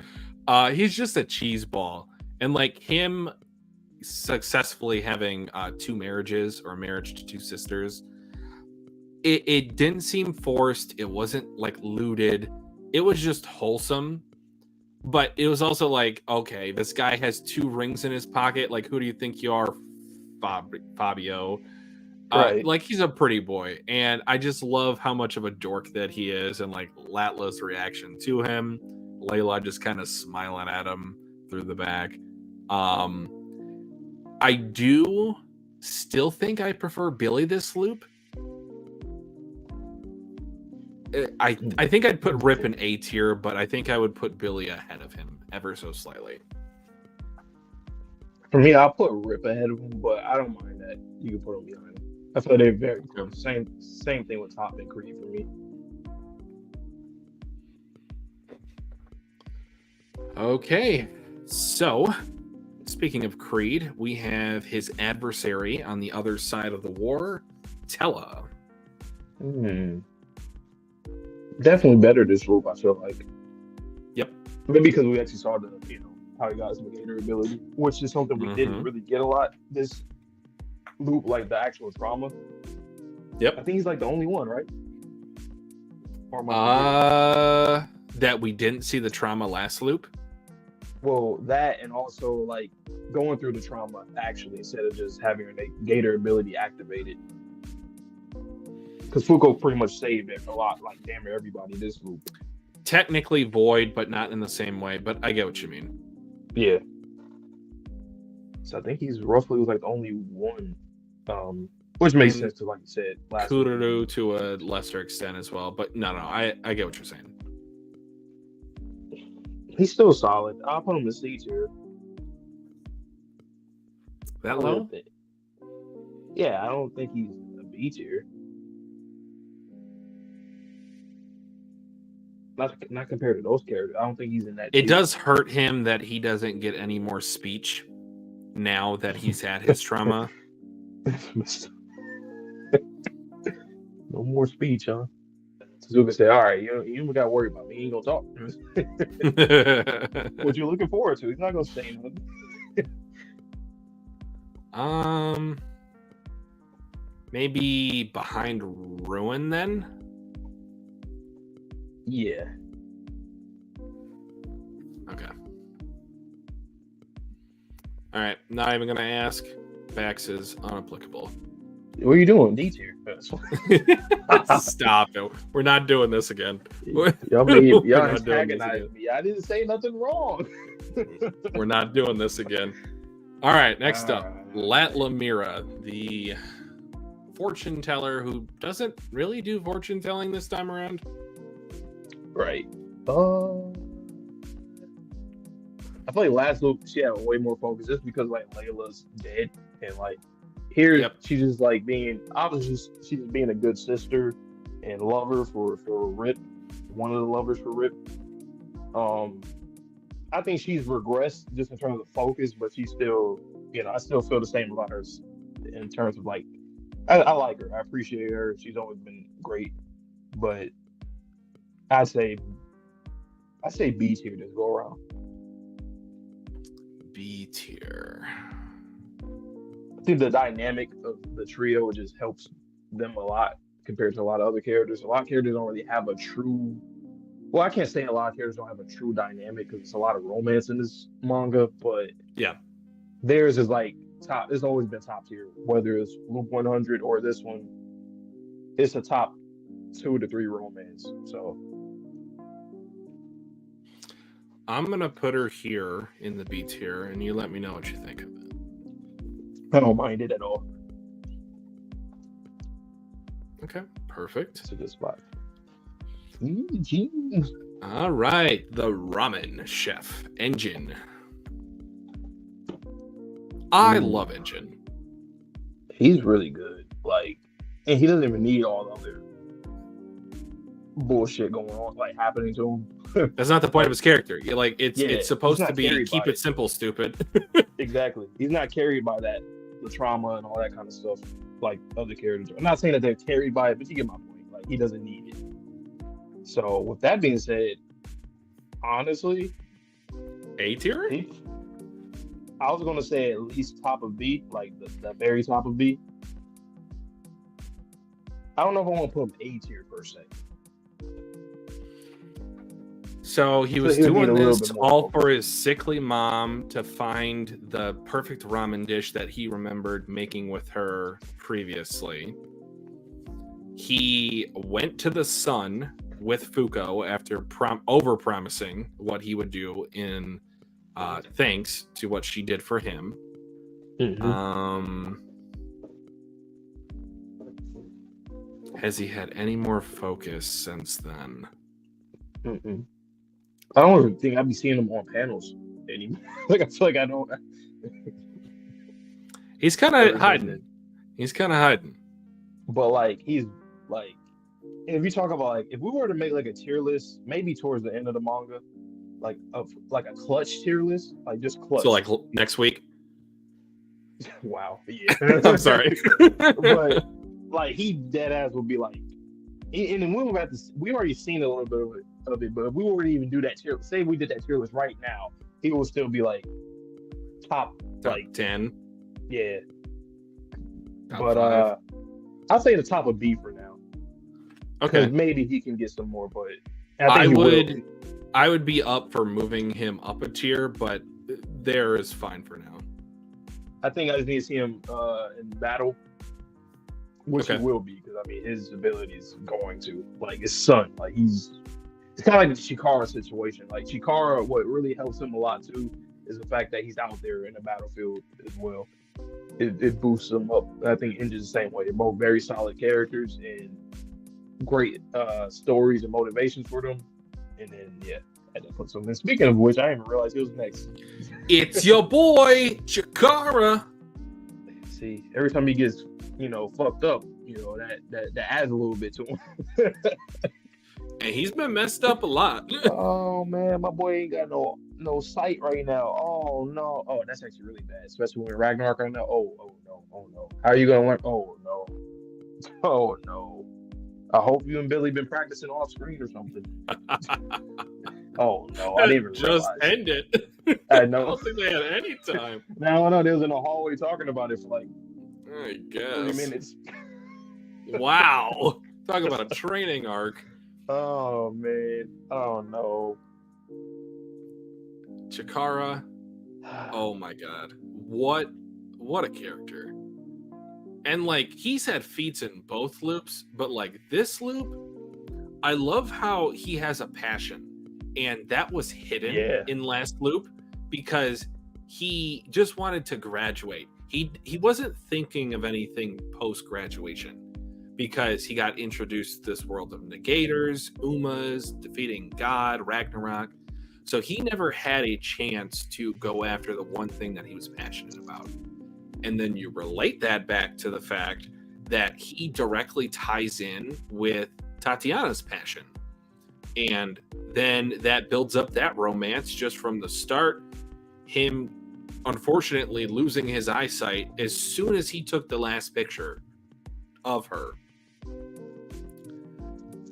I'll speak for myself. I feel like he's got to be in the S tier. Really? Okay. Yep.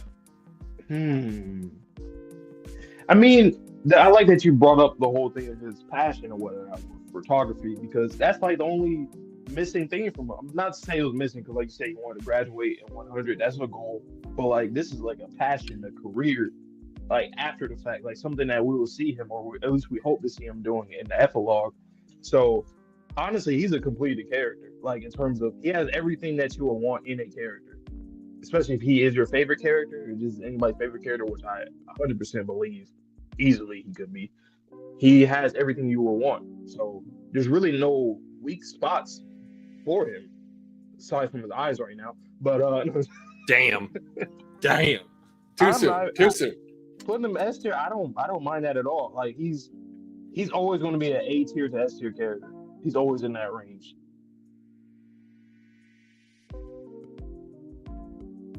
Dare I say it, because he hasn't had a lot of screen time. I would put him slightly above Andy. Ooh. I hate it because Andy's my boy, but he just hasn't got enough screen time this loop. Would I put him above Andy? I don't. That's kind of tough because Andy is just like. He's a same staple. thing what I said about Chikara. He's a completed character. Like Andy, there's really no other room for growth for him. Honestly.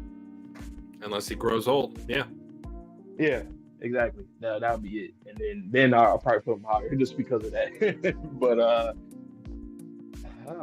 would I put Chikara ahead of, I mean, the underdog character done right. He's the kind of character you do a video analysis on. Yep. So, with that being said, the underdog, our dog, put him above Andy. Yasha! All right. Andy up there with Sean too. Hey man, it's your boys. Boy. All right. Ooh, we have Sleepy. She finally gets to be ranked. Ichiko Nomuri. Because before I would have, well, actually, yeah, she wasn't ranked, but like he had one conversation. That was it last loop. That moment though, in that Lon versus Nico, bruh, that was. I believe in you. That. Oh my god! If she did do that, I believe in you enough. Like she's like funny. She's smart. This is the perfect wife. I'm just saying. Is she bad? We all know. That's baby girl. Jokes aside, though, oh my god, she is so wholesome. I can see where Miko gets her personality from. Like Miko's a little bit more of a stick in the mud, like, but she is a fun, loving, caring person. You don't talk about writing females. Tozuka nailed it with her too. A tier. A tier is correct. Where do I put God. This? Okay, I think objectively. I think either top 1 or 2. That's what I'm thinking. Fang, God, he's had his moments. I feel like Suzuka, he goes on his way to really put focus on Fang. To the point where it puts, which is coming up, spoiler alert, it puts Fang back. And I don't like that. But I gotta call it how it is. Fang is a phenomenal character right now. So him and Ichiko, they're right next to each other. Whichever way you put it, I don't mind it. I gotta give some props to the boy, and this is not a slander on Ichiko. I gotta put her second. Now here's here's a guy. He's not our boy this loop. I guess he can't have everything you want in every manga. Shang Jiang. An example of that. Yeah. I wish. Like, he's the type of character that typically would be one of my favorite characters. I like characters that are relatable, that are fun. Like, he is all that, but the focus is not there. It's like...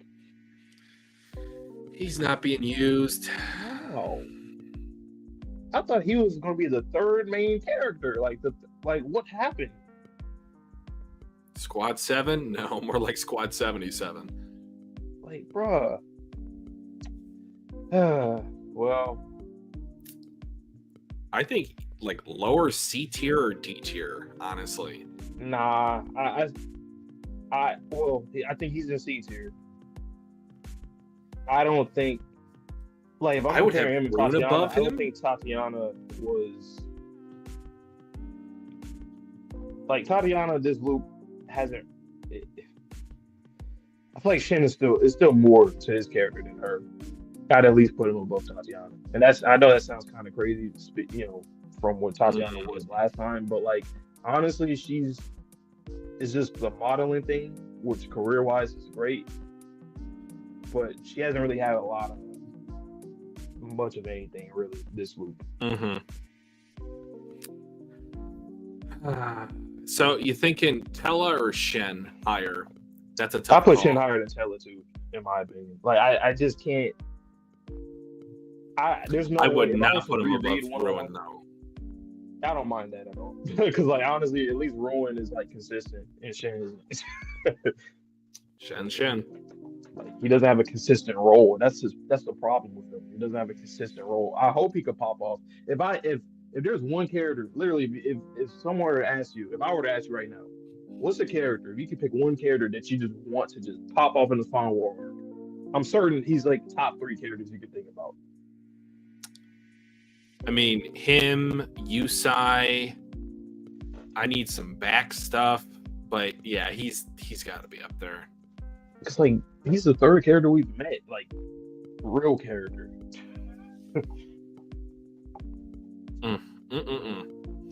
All right, but let's stop talking about bad and talk about peak. We got Big Gina G. Chamber, A little G, Lil G, Lil Lucky, and Lil G.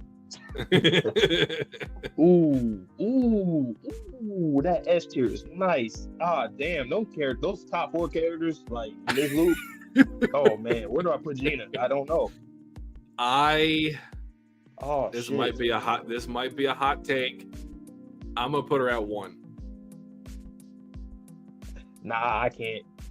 But I'm not. You can't? It's not crazy that you said. No, I said I can't. It's not crazy that you think that. It's not. I feel like at one point I agreed with you, but then over time, I don't know where. Fuko did a little bit more.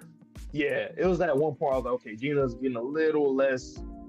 But at one point I would agree with you. I think we both said that at one point that she was like our favorite character. Where would I put? Okay, so if you think, but she did just give her seat to Andy, like no questions asked.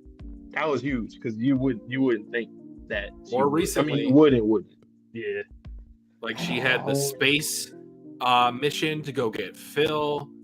Like she's consistently been at Fuko's side, doing missions off to the side.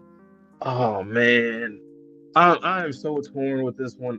This was the hardest one for me because obviously she's S tier. That's like without question. But like her and Nico, they both were my number 1 and number 2 for a long time. Well, aside from Fuko, but it's hard to rank Fuko because she is so damn good. Yep, I'd say she's like 0. But like you saying like aside from Fuko, my favorite characters were those 2. She's been more consistent than Nico. It's the same thing with Sean, like the same kind of thing. But like, and then where would I put her? Is it between Sean and Nico, or is it before Sean?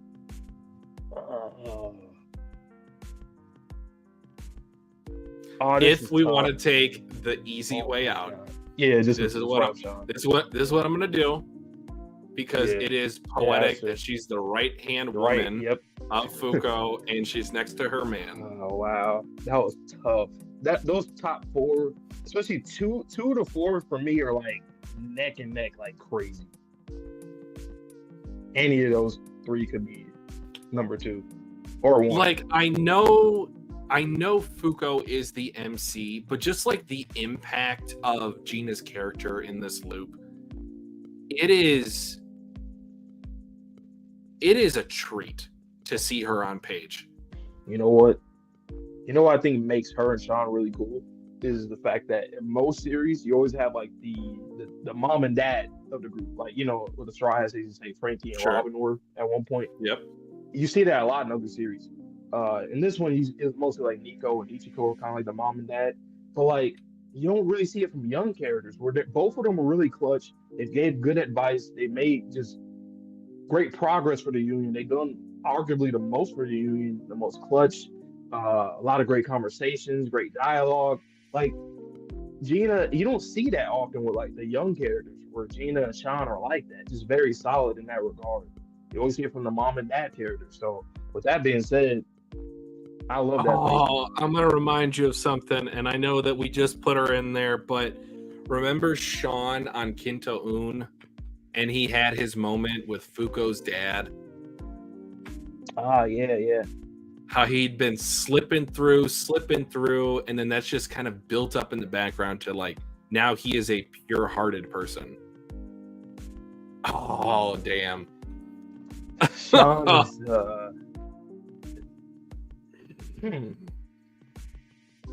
Let me think about this again, man. So he talked to Fuko's dad. He You know talked to Shikara.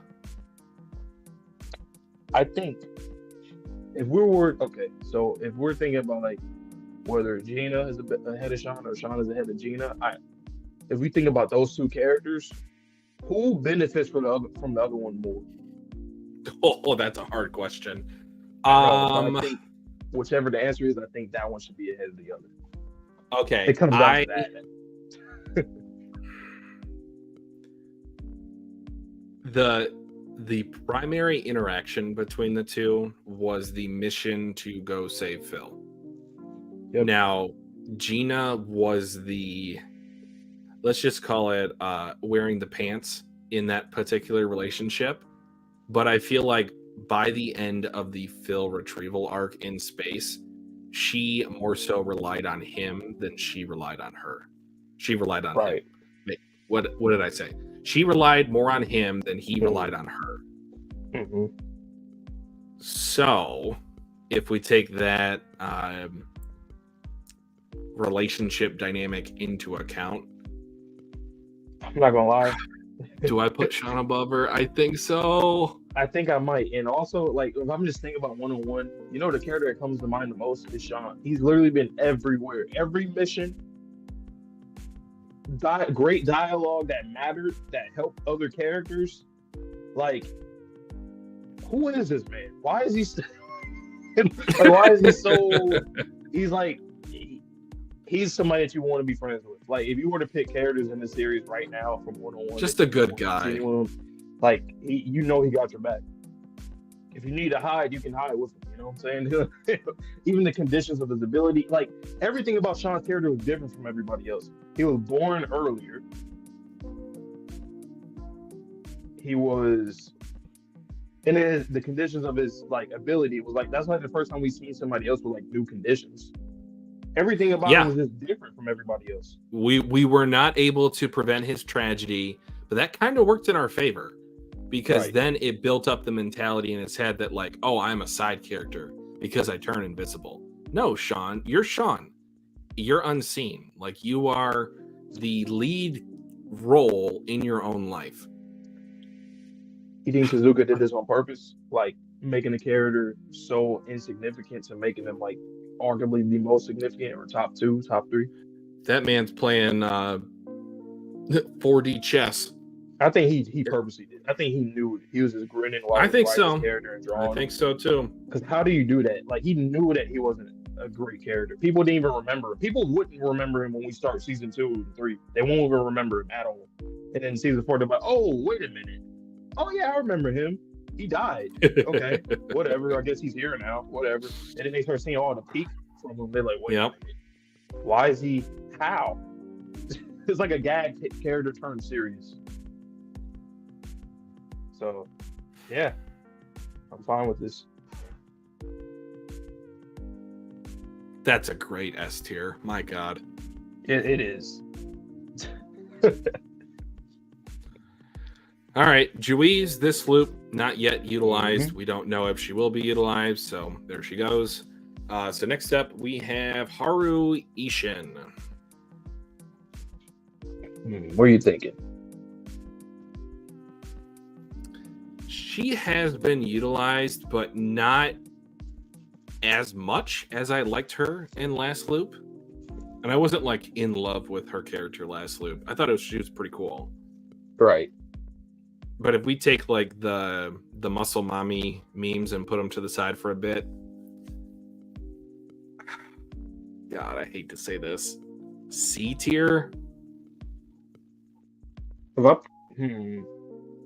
Yeah. She kind of reminds me of how I feel about Tella. Like, had a moment and then wasn't utilized again. Like, she had her moment with Top. She's more of a housewife type of, I'm going to wear an apron and just, make shoes for those that I love or those around me. But other than that, just kind of there.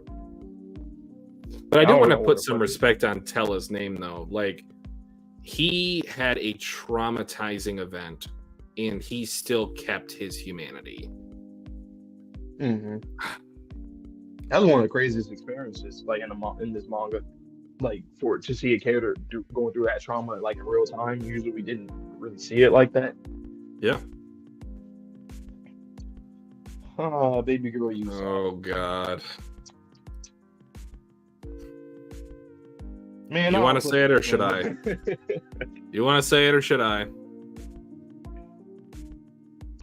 Okay, let me think about. It's not much to think about in this loop. In terms of fighting, she looked really good on the battlefield, but in terms of characterization, she literally there's nothing. The only like conversation I can remember with her was about the goddamn when she would eat the goddamn food, and ever since then, she's just been a soldier. Like in terms of fighting, I love her aesthetic out there on the battlefield, going crazy, but characterization. Nada. Shout out to Avatar: The Last Airbender. If the face stealer stole Yusai's face, I would not know the difference. Wow. Spit. So yeah, D tier. That sucks. And yes, guys, we will do a utilization tier either next week or soon after of characters and how they're utilized in these loops. I think we still have the negator abilities, like the manifestations. And then we'll have utilization. And then if we can think of any other tier list, we'll probably also bring those to the channel. Because we'll be here to the end of the series. We are not going to drop this series, even if it is a little bit of a blitz to the end. Even if we have some misgivings about how the story is being handled from here on out. Or if Tozuka just, completely pulls us in another direction and it goes back to peak. But with that being said, let's get on to Kururu, the hard rock idol in this loop.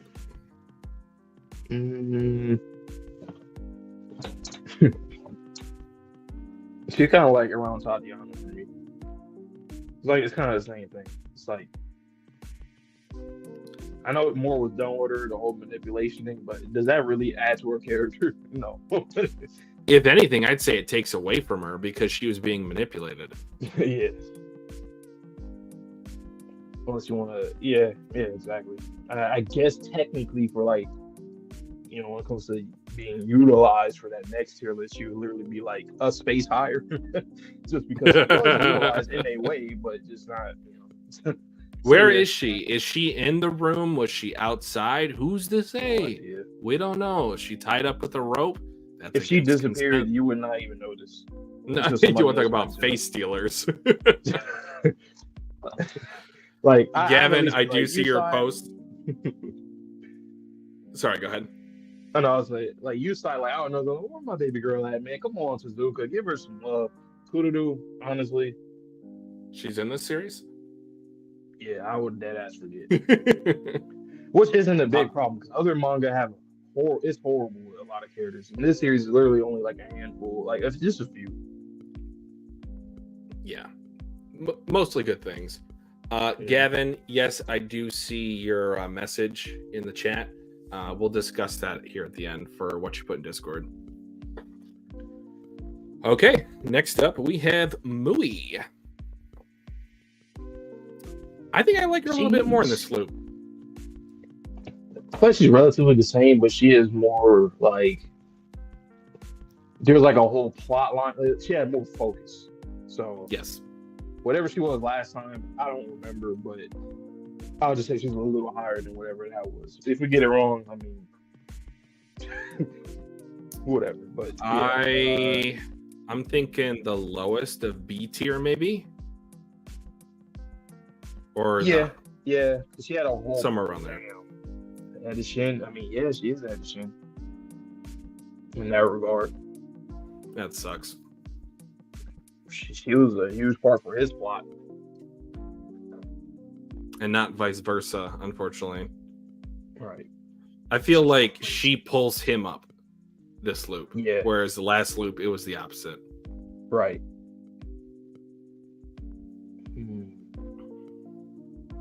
Damn, she didn't really. I mean, yeah, she didn't really a bust, huh? First round pick. Damn. He like the Ben Simmons of Undead Unluck. Yeah, Greg Oden. Like he was good, but like, damn. Short-lived, man. It was all downhill from summer. Anyway, let's talk about more positive things. Kaide, Fugo's mom. Kaide was good. I think she solid. I'll put her like behind Mui. B? Yeah. Yeah. Clumsy. What would I put her? Yeah. Adorable. Had her moment. Gave up her idol career for love. Yep. Oh God, do I have her above Mui? I don't mind in terms of personality. I do like her personality more because it's like Fugo and it's cute, it's adorable. Yeah, I think I do. And that's huge because we didn't think we were gonna get anything like that with Fugo's parents. Not in that regard. I think we've talked about it before, but we didn't think it was going to happen in that way.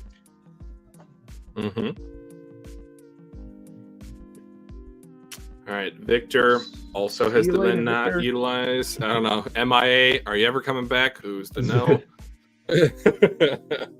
All right, so let's get into an interesting conversation. Julia Di Statia. I know where she goes immediately. From me.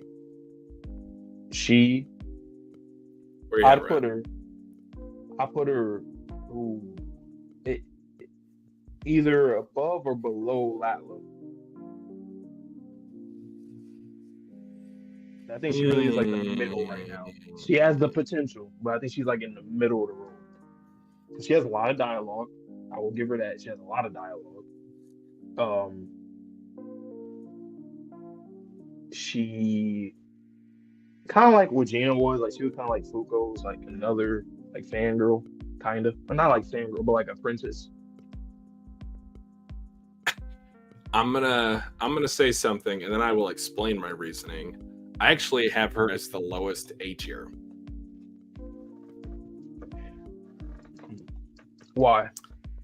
So she is hysterical. When they were fighting against Gold, she said she would rather be eaten than not know about Juiz. She had conviction. She was pouting when she went up against Fuko, and she still has the skill set. I know that's not her character, but she represents, like you said, potential. And when I start thinking about so just ignoring the back half of B tier, I think about Top. I like her more than Top. Phil, yes, had a moment, has not had anything since. And then it came down to Engine. I think I like her for what she represents. She's an unrealized Juiz. She has been removed from the battlefield for now, and her comedy that she brought to that loop was a breath of fresh air.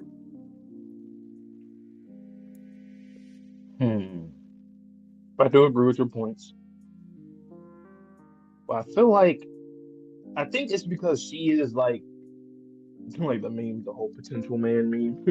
She is like the word potential is Julia right now. So it's like, Yep. and I know there's some other characters that we kind of said that would, but at least they were like 80% or 90% completed. She's like at the 60% tile. So like she in the like at the end of the story, she will be high. Like that's just guaranteed.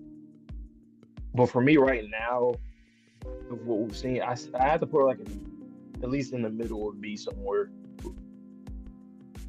I guess it'll average out there anyway, because I thought like a little lower would be so. So you think maybe above top then, if we're gonna average it out, or above Creed?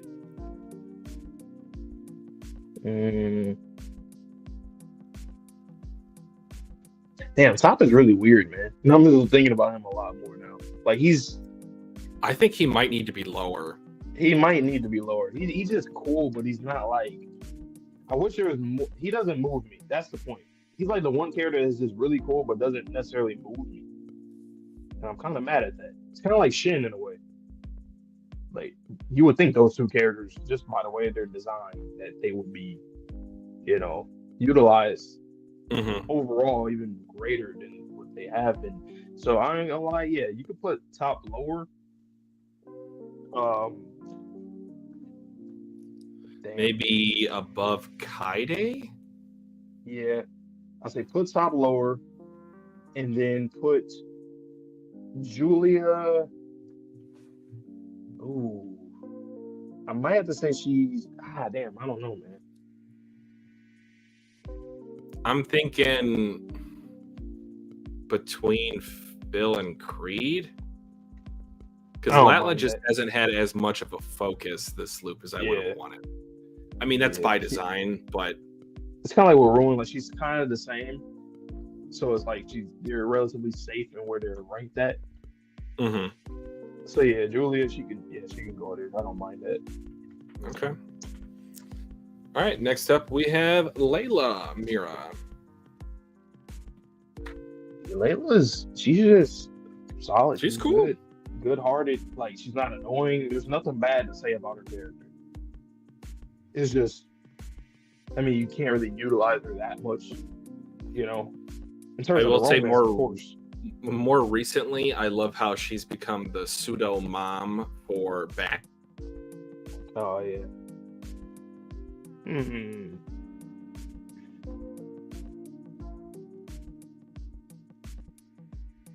I guess C tier.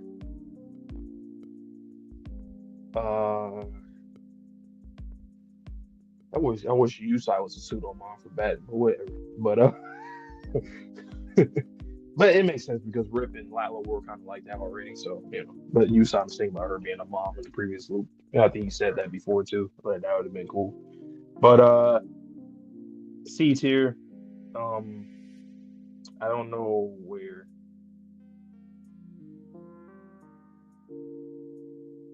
I'm thinking like what are you thinking? Uh-oh. Oh no. I wonder why I didn't hear him. Twitchy, come back. No. We were almost done.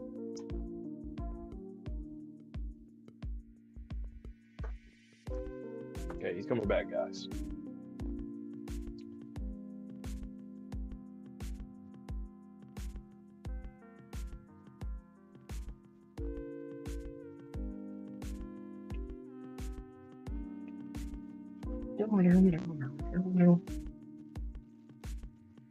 He will return.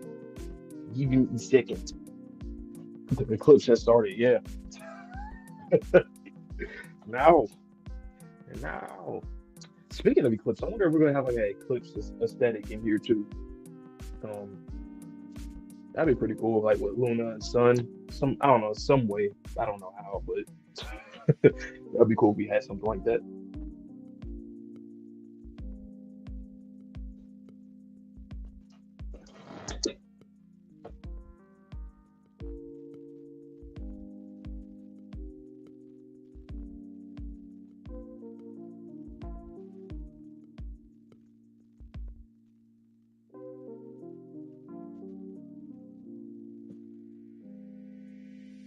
How's everybody Sundays, man? Everything's cool. 22nd. Fall season just started, and then literally in a few weeks, like 2 weeks, we'll have the fall. Less than 2 weeks, I think, at this point. We're gonna have some fall anime. So if you guys are the Dandadan fans, stay tuned on that Thursday. I think it's October 3rd. We will be reacting to the first episode.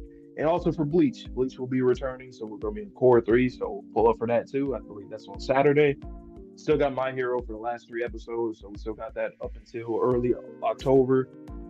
And yeah, we will have other content, Squid Game, obviously, Arcane, all that at the end of the year. So stay tuned for all that content once again. All right, I'm back. Let's try to finish this up real quick. What I was saying before internet decided to Ragnarok me was, you said Top's story doesn't really move you. I was going to say the same about Tatiana's and Haru's. So Layla, I was going to have her behind Tella. Yeah, that's fine. Yeah. Okay. And then last up, unless you guys can think of any other characters from this loop specifically, is Miko. Miko, I mean, she doesn't exist. Just kidding. Yeah, so, That's a trick question. so I was like, wait, what? Are we doing the manga after the Dandadan, or you mean like season 1? Probably. Maybe. I mean, because we hear a lot of great stuff from it. Maybe. Would you guys like to see that series next, or would you prefer if maybe we were to do Berserk? Because that's another manga series that we've been very much looking forward to. We're still trying to get our backlog out, obviously, if you guys have been subscribed to the channel, but there's a lot of videos. So I don't know if that's going to necessarily be a quick endeavor. Mm-hmm. So we might end up doing that. We might end up reacting to that. And it'll be cool because then once we catch up, we go week to week with both Undead and that. So that'll be pretty fun. Do you know if Dandadan is how many episodes or how many cores it is? Is it 24? Nope. I think it was 12. Remember when it got leaked? I think, or was it just the first 12 of the 24? I don't remember. Well, I remember there being 12 episodes leaked, but I don't know if that was only because it was the first core of 2 cores or not. I don't remember people say, "Oh, the whole season got leaked," or did they say half? I forgot. I feel like I remember seeing people say the whole season, but I could be wrong.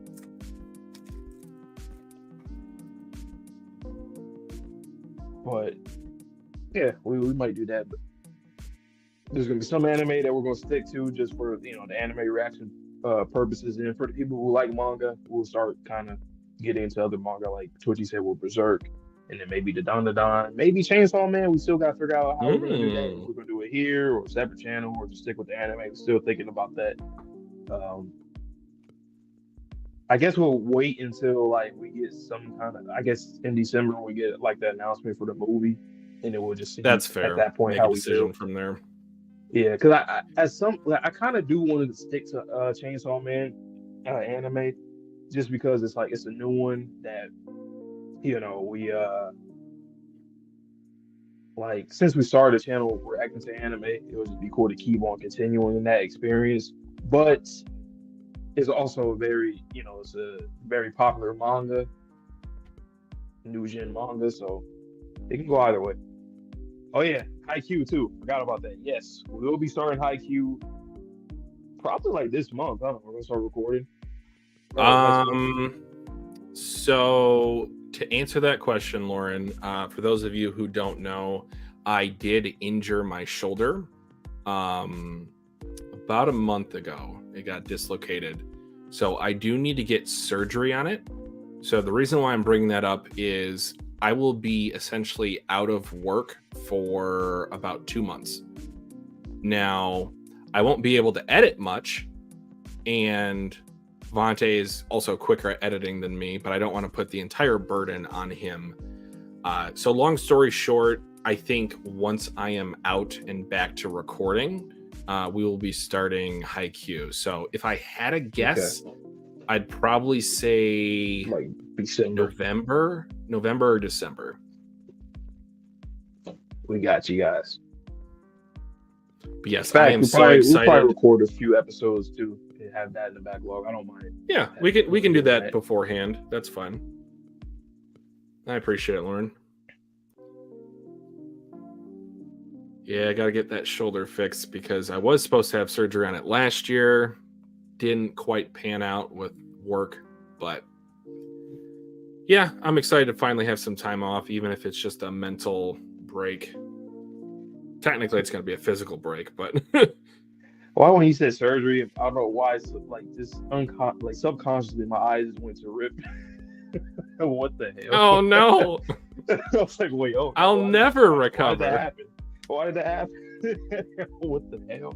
I should have looked at Andy or something. Or Foucault, the doctor extraordinaire. So yeah, this is our list. Damn, I don't like seeing Yusai right there, man. Damn, I hate that. Oh, I hate it sucks. That. It sucks. Because I like She's her. by herself. I like her. Ah. Man. Maybe the anime will expand on Loop 100. I can hope. So. Maybe. Yusai. God damn it. But hey, some characters got to be sacrificed. I guess, that's just kind of how things work. But like, just like when you were saying earlier, we had like some kind of like downtime, some in between stuff, like in between arcs, more stuff like that. That's what we needed,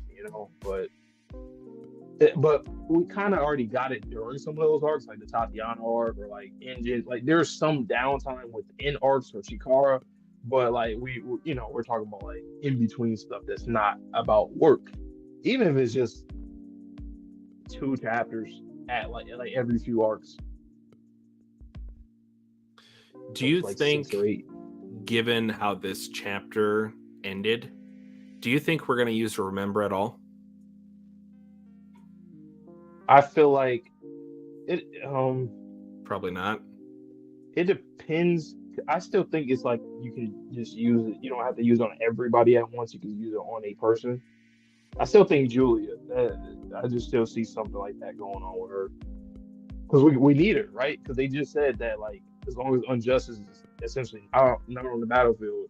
I know things change though with the Master. Do you think maybe she'll choose to use it as opposed to Foucault? Yes, absolutely. Okay. That's kind of been her thing. Like she wants to make the decision. Oh, sorry. Let me clarify. Like she use it, and if it's like everyone gets the memories, do you think she would make that selfish decision as a child? So if she already knew that everybody would get it, and she just chooses it anyway. Yep. In this series, the fact that characters are always on the same page and they trust Foucault or Andy, I think a little unrealistic. Because she was the leader previously. Even though it's not Juiz, it's Julia. But I feel like in this series, they trust each other too much. Like you said, unrealistic, but it is what it is. So I think they'll trust her. I don't think Suzuka will make her do that, like make a selfish decision without them consenting to it. I don't see him doing that. I kind of see him. But there is something along the lines of like childhood curiosity. Like that is a strong driving force. I think Suzuka's going to toy. Like it's like he's going to toy with us with that to make it seem like she might make that kind of decision, but at the end it's going to be good. Because I feel like that's happened a lot in this series where things look like it could be a disaster, but it ends up actually turning out pretty good or neutral. So I think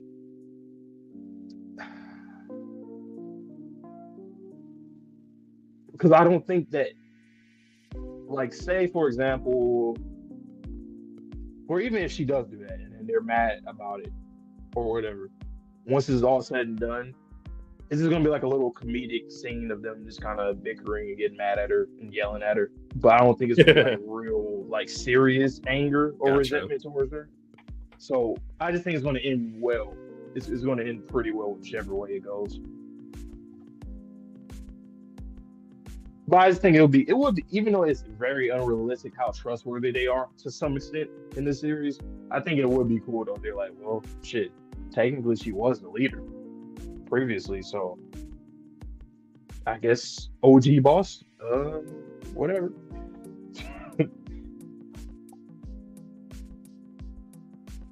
All right, but thank you everyone for joining.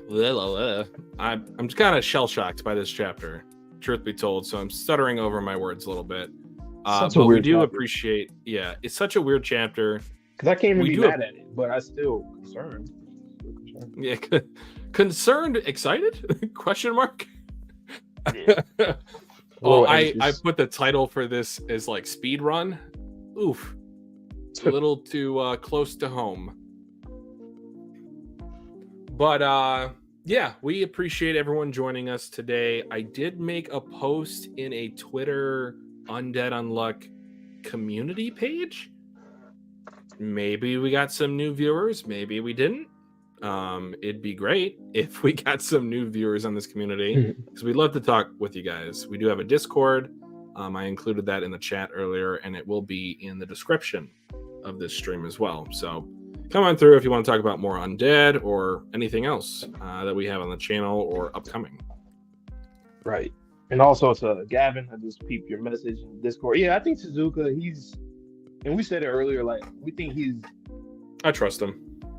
Yeah, he's skilled enough where I feel like even when there was times where we did question things before, we still trusted him because he's never, like, let us down, you know? So it's like, I can't be like, oh, damn, wow, it's getting sped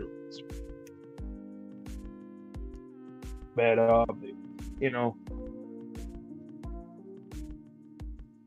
Like, I would argue that it seems kind of intentional from him versus being forced. And again, he could completely throw us for a loop and, you know, pull some time shenanigans a second or third time. It's in his wheelhouse, is what I'm trying to say. Yeah. So this is our tier list. Once again, you guys know we got a lot of content coming out, a lot of stuff in the backlog that's going to be released, especially during the fall time. I feel like I'm going to lock in more once the weather changes. For some reason, whenever it starts like raining or it gets dark, I'm just locked in on whatever I'm doing. Because I'm, just inside. So, yeah, you guys are going to see a lot of videos throughout the holiday season from October all the way to the end of the year, and then we'll be starting with new stuff. So when the new year starts, I'd say that we would pretty much have everything out. Everything that you guys have been waiting for a while, we'll have it out. Agreed. And with all the new stuff coming in too, so we're trying to aim for that 1,000 subscribers. God damn it! All right, whenever we get there, we're thinking it would take no more than like less than half a year, for sure.